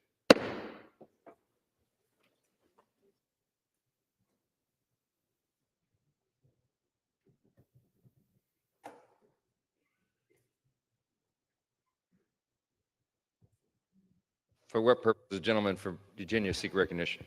Mr. Speaker, I ask unanimous consent to speak out of order for 1 minute. Gentleman's recognized. Mr. Speaker, I'm gathered here today with colleagues from the Commonwealth of Virginia and others with a heavy heart to announce to the House the passing of our friend and colleague, Congressman Jerry Conley. I've had the distinct honor to serve alongside Jerry for many years. Jerry served in this chamber since 2009. And before that, he served 14 years on the Board of Supervisors in Fairfax County, including 5 years as its chairman. Jerry was a tireless fighter for his constituents, an unwavering advocate for the federal workforce, and a true steward for our democratic institutions. He loved America, the Commonwealth of Virginia, and of course, his beloved hometown of Fairfax. As the ranking member of the Committee on Oversight and Government Reform, he spent the last few months on the front lines as a chief advocate for our federal civil service workers. I deeply valued Jerry's partnership. We worked together to champion policies that strengthen our communities, protect workers' rights, and expand opportunities for all Americans. As his friend, I know I speak for all of us here to say that we will miss Jerry's infectious energy, his humor, and his unique ability to connect with people. This is a loss for this chamber, the Commonwealth of Virginia, and our entire nation. Our condolences go out to his wife, Smitty, his daughter, Caitlin, his staff, and the rest of his family and loved ones. Mr. Speaker, I'd now like to yield to my colleague from Virginia, Mr. Whitman. I thank the gentleman for yielding. You know, I've had the honor and privilege to know Jerry Conley for over 3 decades. He and I served in local government together for years. We're part of the Virginia Association of Counties. Jerry had a deep passion for Fairfax County, for the Commonwealth of Virginia, and for this nation. And you wouldn't find anybody that had a deeper knowledge of issues and knew more about what was best to be done and knew more about trying to find a place to agree, about getting things done. You know, it was really something special about Jerry. I remember us having discussions back in the day when we just started out in local government, because we both learned from each other. He came from a big county there in Fairfax County. I came from a small county. I live in a town today, population 350. We couldn't have been any more different in how we reflected on the counties that we represented. But you know what? We had a deep commitment to doing what was right. And you know, I learned a lot from Jerry in his perspective on Fairfax, but also his perspective on the Commonwealth and perspective on the nation. And he was always looking to find solutions. He was always very passionate about people, about making sure he understood the policies, he understood how to get things done. Jerry was always committed to doing that. Jerry's legacy is going to live on forever in all of us. It'll live on forever in his family, and live on forever in the things that he's done for Fairfax County, for the Commonwealth of Virginia, and for our nation. We will miss Jerry, but we will remember his legacy through the things that he has done and through what he did to reach out to others and to look for common ground to get things done in the best interest of not only his constituents, but of our Commonwealth and of our nation. And with that, Mr. Speaker, I yield back. Thank you. Mr. Speaker, I ask all of us to join in a moment of silence in honor of Jerry Conley.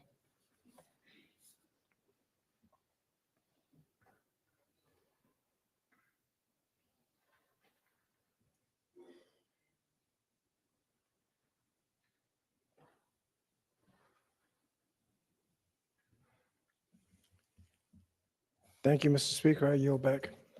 It's really Mr. Speaker. Yeah.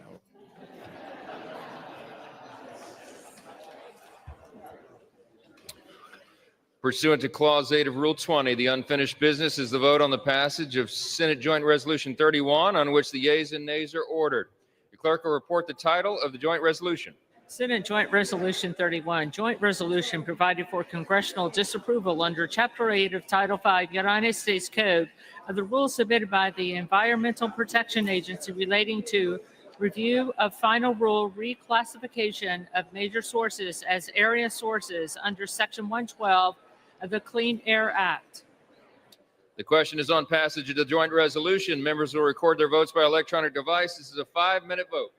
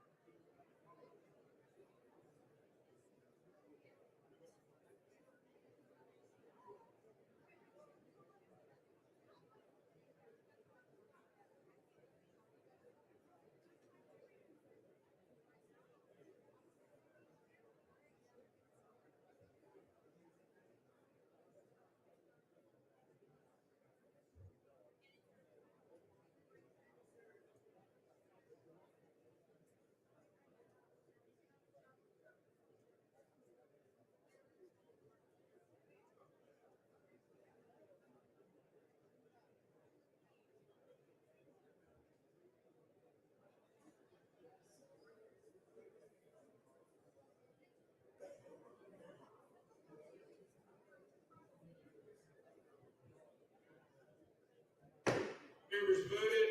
Any member wants to change their vote?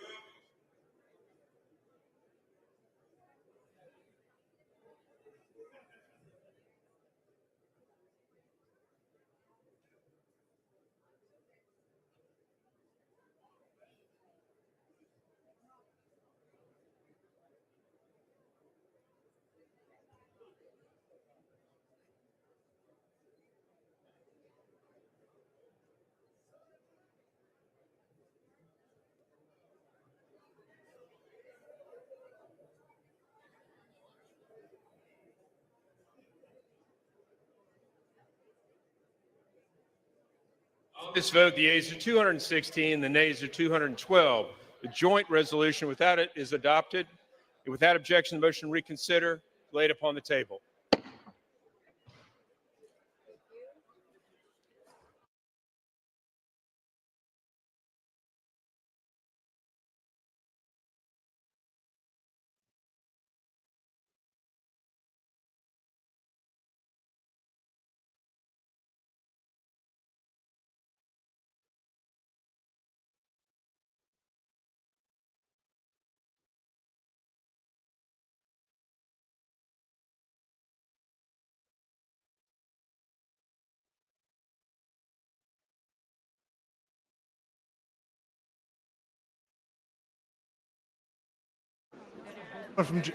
For what purpose does the gentleman from Virginia seek recognition?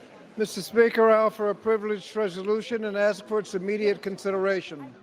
Clerk will report the resolution. Clerk will suspend for a moment.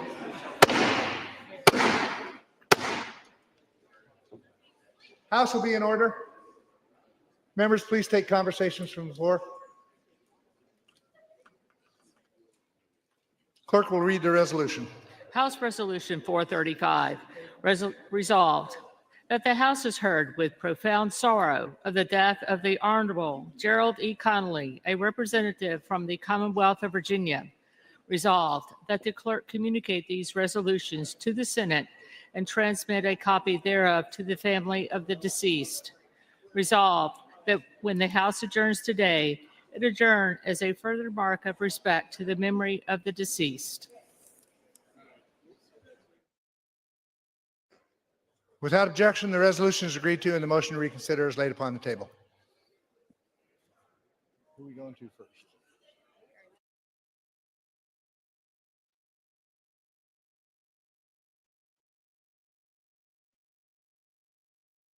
For what purpose does the gentleman from Texas, Mr.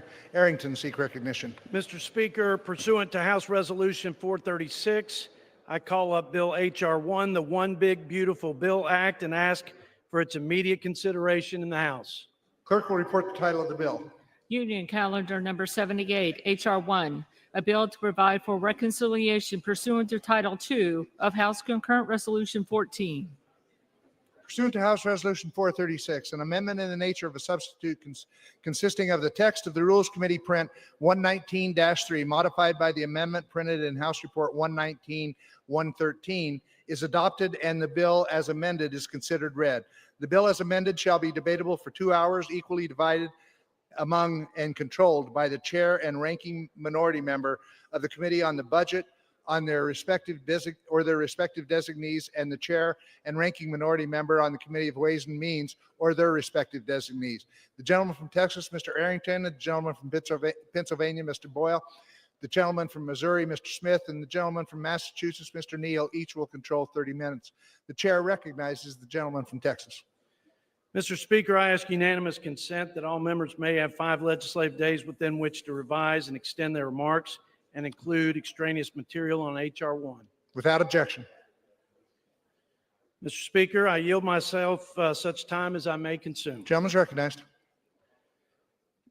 Mr. Speaker, for the last 4 years, the American people have suffered one self-inflicted crisis after another, from the chaos at our southern border to our crime-ridden streets to a cost of living crisis that decimated working families from sea to shining sea, leaving Americans weaker, our country more divided and more vulnerable than it's been in generations. Colleagues, lest we forget how we got here and why this moment is so important and so consequential, in the life of our country, let's reflect on the recent history. Under the leadership of Biden-Harris and congressional Democrats, our federal government failed to enforce the laws of our land and unilaterally surrendered our sovereign border to terrorist drug cartels. On top of that, our military mission was reduced from warfighter readiness to ideological indoctrination. We lost the confidence of our allies, the respect of our enemies, and America's influence on the world stage.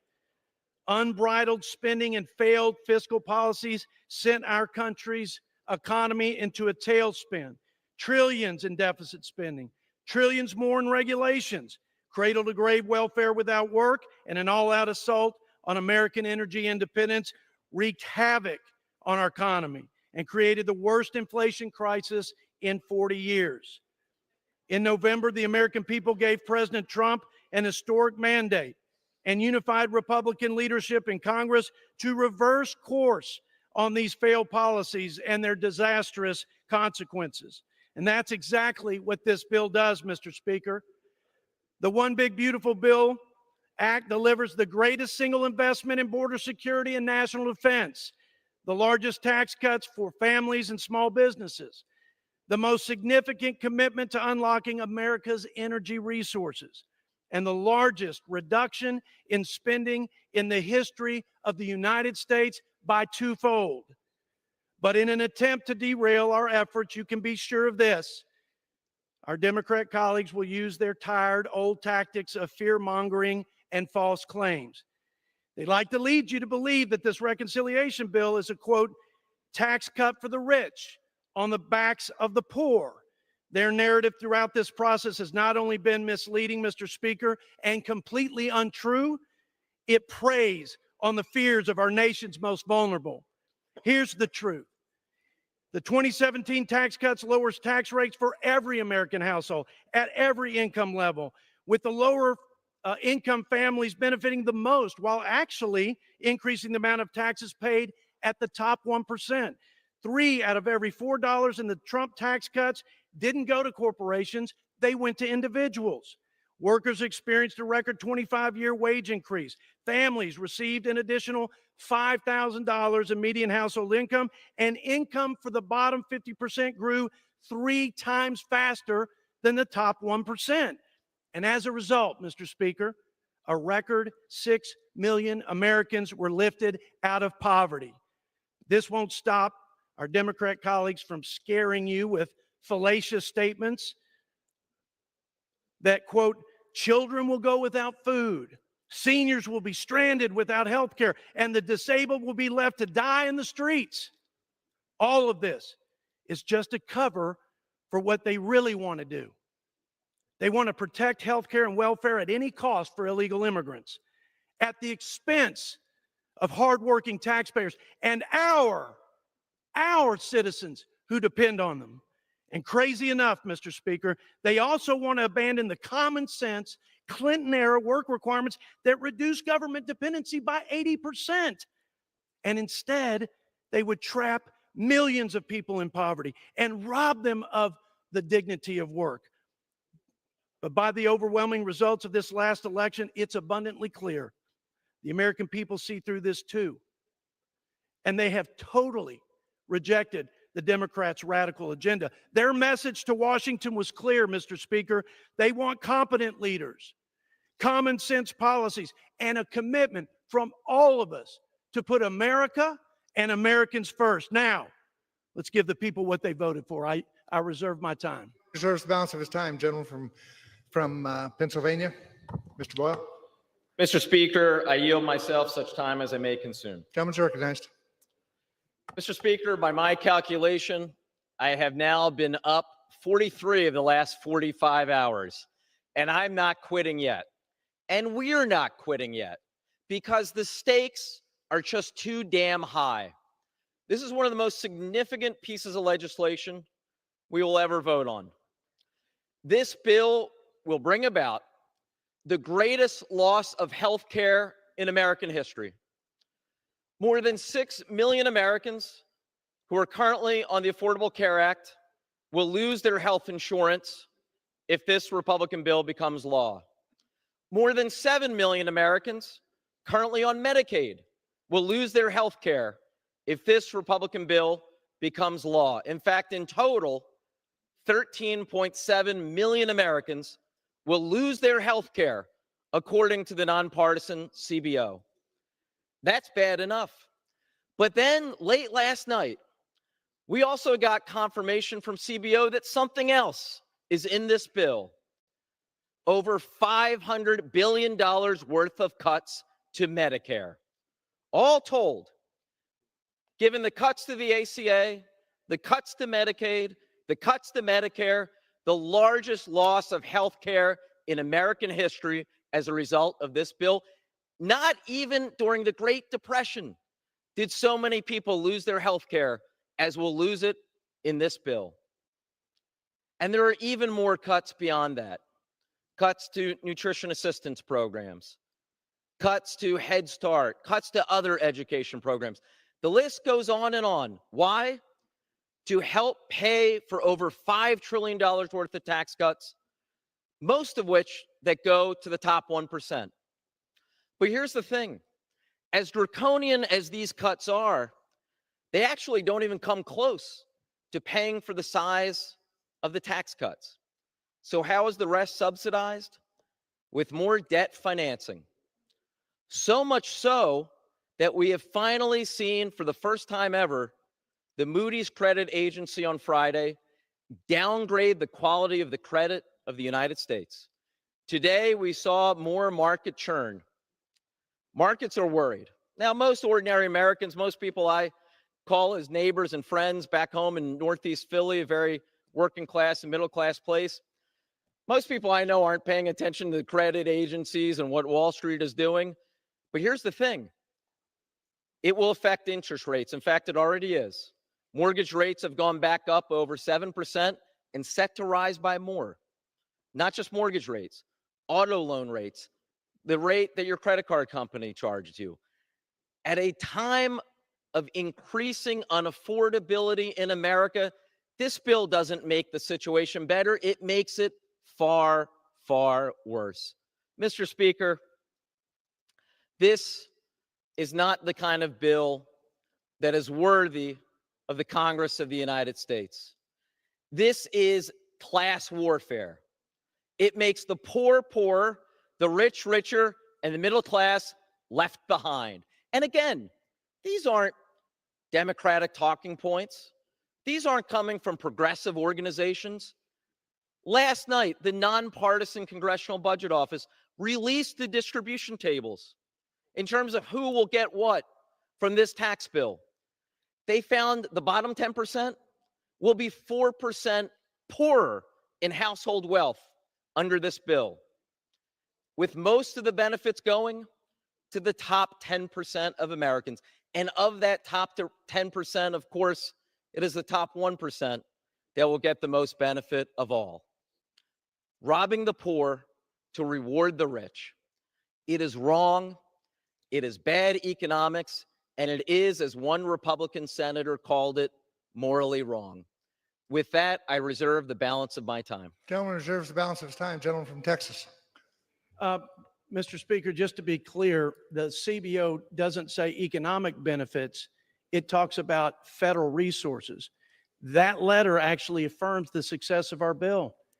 We will actually have people, because of reasonable common sense work requirements and because of prohibitions on illegal immigrants getting taxpayer-funded social services, we'll actually have people moving up and out of the welfare trap. And we won't have people siphoning off money who are not eligible. And that is success, not to them, but success to my Republican colleagues. With that, I yield 2 minutes to my good friend from the Keystone State, our Ag Chair, Mr. G.T. Thompson.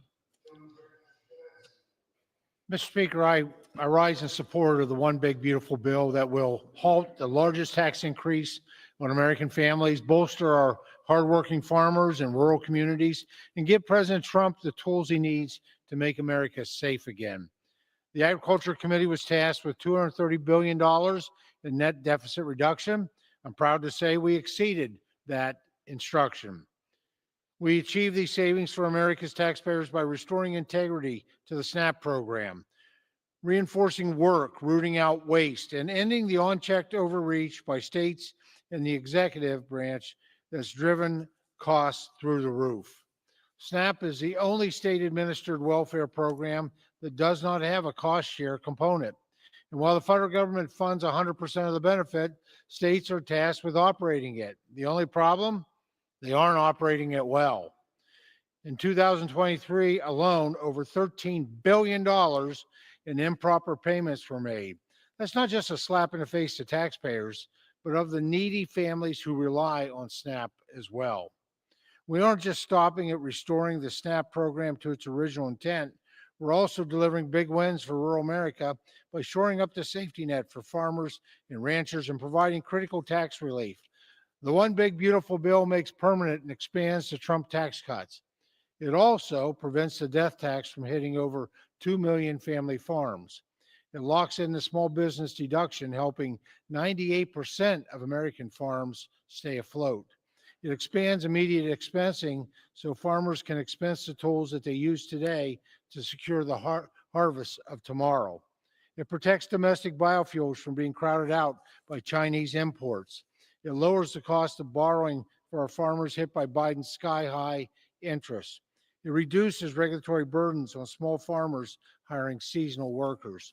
In short, this bill secures the safety net our farmers deserve and delivers to SNAP the accountability taxpayers demand.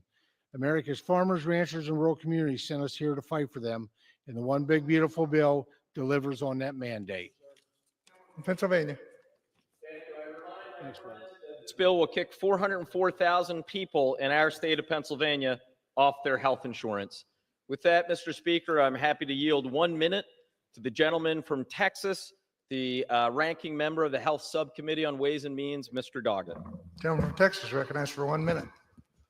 Breaking yet another promise, Republicans are cutting Medicare by $500 billion. On October 1st of this year, every Medicare healthcare provider will see a 4% cut, and that will occur year after year after year as seniors try to find someone who will accept Medicare.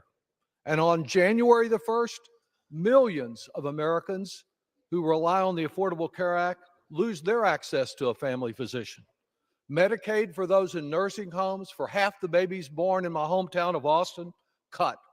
Almost 14 million Americans losing their access to health care.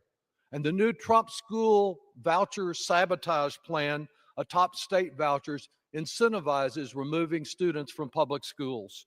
Meanwhile, our national debt soaring by trillions from Republicans who talk fiscal responsibility, but serving their cult leader, the deficit hawks have become chicken hawks tonight in submission to Trump, the self-described king of debt, all to reward billionaires with even more tax breaks. Recognize my colleague, who I don't see is here. Yes, I do, right there. From Arkansas, Chairman of the House Financial Services, Mr. French Hill. For how much time? For 2 minutes. For 2 minutes. Gentleman's recognized for 2 minutes. I rise tonight in support of this reconciliation effort, and I thank my friend from West Texas, the home of natural security, for supporting this bill and working hard to bring it to fruition, bringing it to the House floor. Last month, the House Financial Services Committee completed our work assigned to us under the Budget Committee's reconciliation instruction. The resolution asked us to decrease the deficit by $1 billion during the planning period of 10 years. Our committee exceeded that objective, and we've saved the American taxpayers and cut the deficit in our plan by $5.2 billion in savings. During the markup, we spent 9 hours debating and considering 40 amendments from our friends on the other side of the aisle. After this exhaustive process, we favorably reported our committee print to fulfill our obligations under this bill. Mr. Speaker, we can't lose sight of the reason that we're here tonight on this House floor. In 2024, the American people voted for fiscal responsibility and real change. Our country is currently $37 trillion in debt, paying billions of dollars in interest each day on that debt. Congress must act. Today, we start that process. For too long, the government spending has been a one-way road in the wrong direction.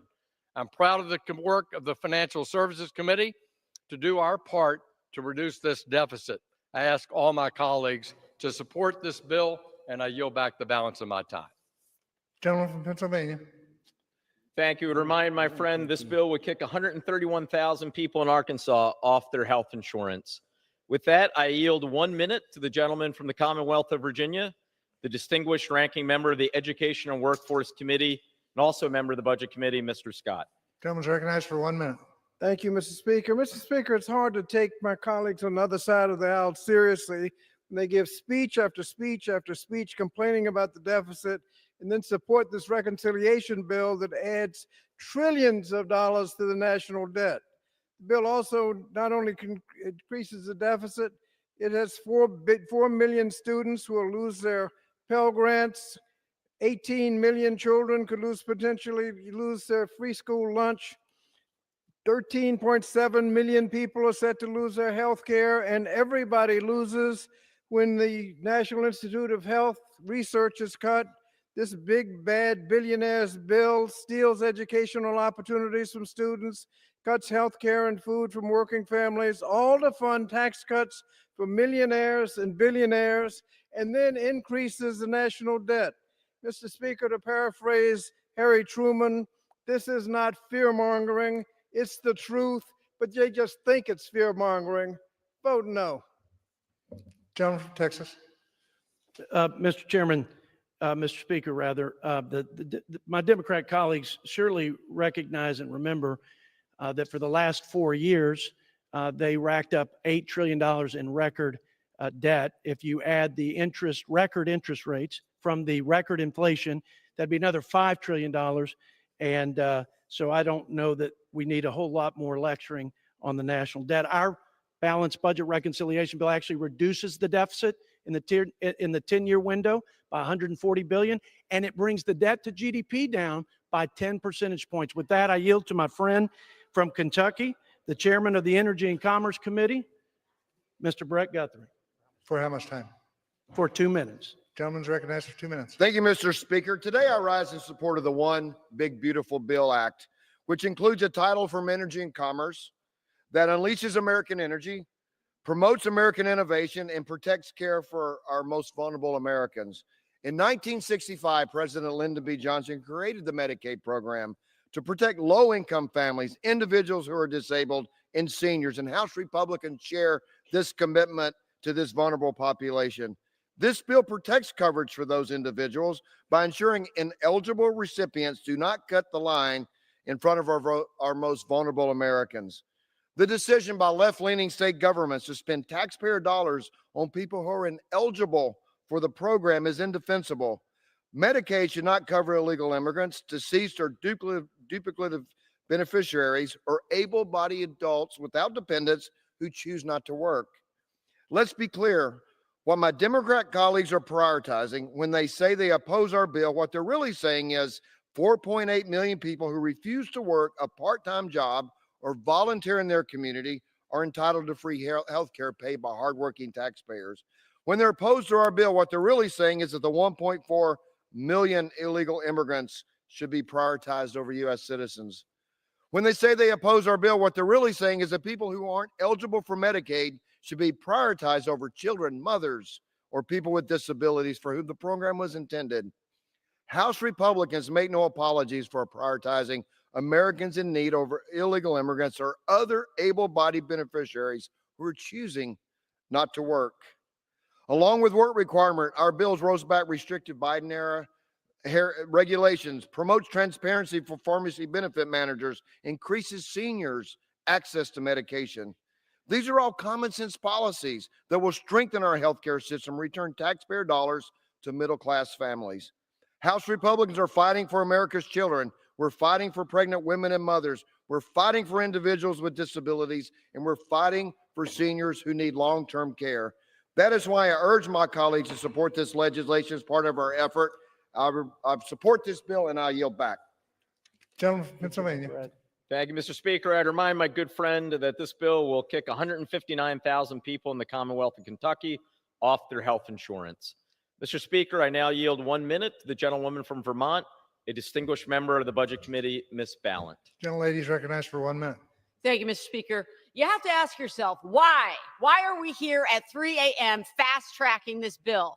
Well, this bill is nothing to be proud of. It's best to pass it in the night when most folks are asleep. What kind of nation are we when leaders choose to take food away from children? What kind of nation are we when they choose to take health care away from people? When they choose to add trillions of dollars to the deficit and pass those financial handcuffs off onto our grandchildren? What kind of nation are we when they choose to make those deficits force $500 billion of cuts to Medicare?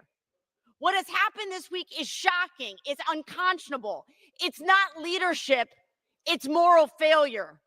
Kicking the poor in the teeth while rewarding the richest among us. My colleagues, Americans deserve so much better than this, so much better. And I urge my colleagues to reject this cruel, cynical bill. Gentlelady's time has expired. Gentleman from Texas. Mr. Speaker, 91% on average of my colleagues, voters, constituents, friends and families, they pay the standard deduction. Their opposition to this bill, if they were successful, would actually cut the standard deduction in half. And with that, I yield 2 minutes to my friend from Missouri, our T&I chair, Mr. Graves. Gentleman's recognized for 2 minutes. Thank you, Mr. Speaker. Mr. Speaker, I rise today in support of one big, beautiful bill which fulfills President Trump's agenda by securing our border, keeping taxes low for families and job creators, and restoring the nation's energy dominance and cutting waste, fraud, and abuse. The Transportation and Infrastructure Committee's portion of today's legislation combines critical investments in border security, national defense, and modernization of America's air traffic control system while eliminating wasteful spending and other deficit reduction measures.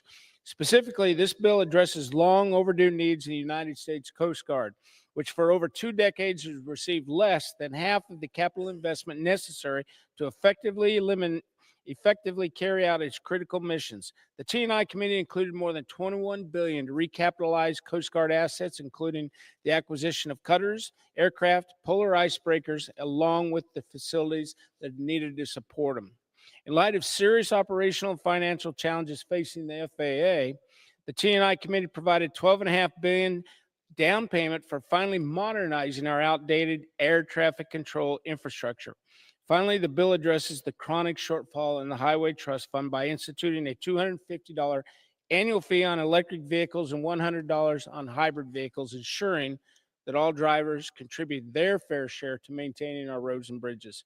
In this measure, the T&I committee prioritized core federal responsibilities, which included national defense, transportation safety, and infrastructure modernization, while also responsibly offsetting these investments with cuts to wasteful spending. Mr. Speaker, I'd urge my colleagues to support the legislation. And with that, I yield back the balance of my time. Gentleman from Pennsylvania. Mr. Speaker, I just want to correct a disingenuous argument that has been offered repeatedly. Folks on the other side throughout this past week and a half, 2 weeks, and we hear it tonight, say, well, if we don't pass this bill, most Americans will face a tax increase. Completely false. Time and again over the last 2 weeks, both in Ways and Means and Rules, Democratic members offered amendments to protect and extend the tax cuts for every American making under $1 billion a year. Every single Democrat voted for those amendments.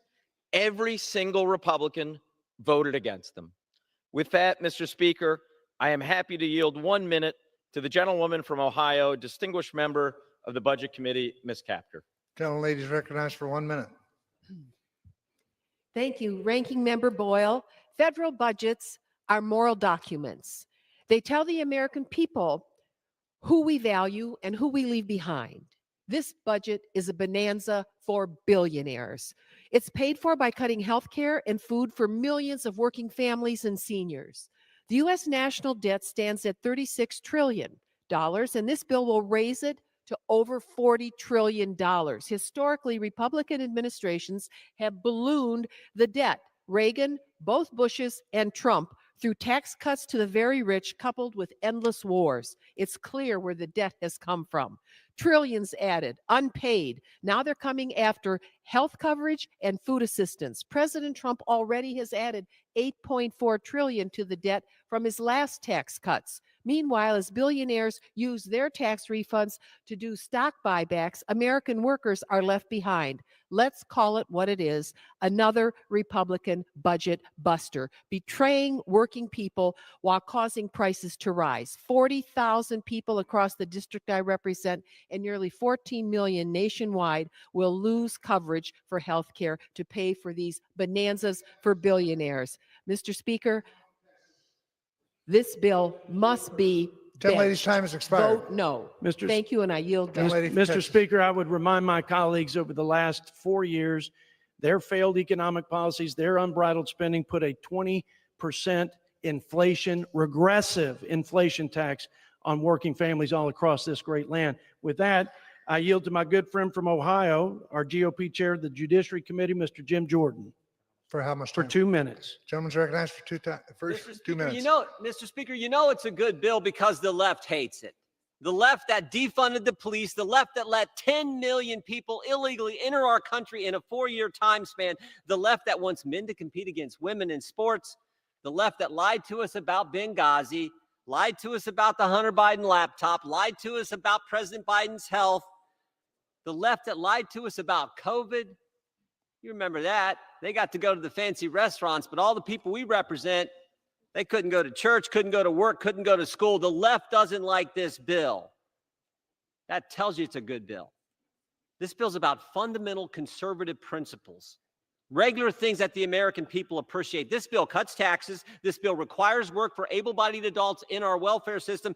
This bill gives school choice to parents. This bill secures the border. We're the party that believes in letting moms and dads keep more of their money to spend on their goals and their dreams. We're the party that says if you get taxpayer funds and you're able-bodied, you should work. That's fair to the taxpayers. That's good for our economy. Most importantly, it's good for the recipient.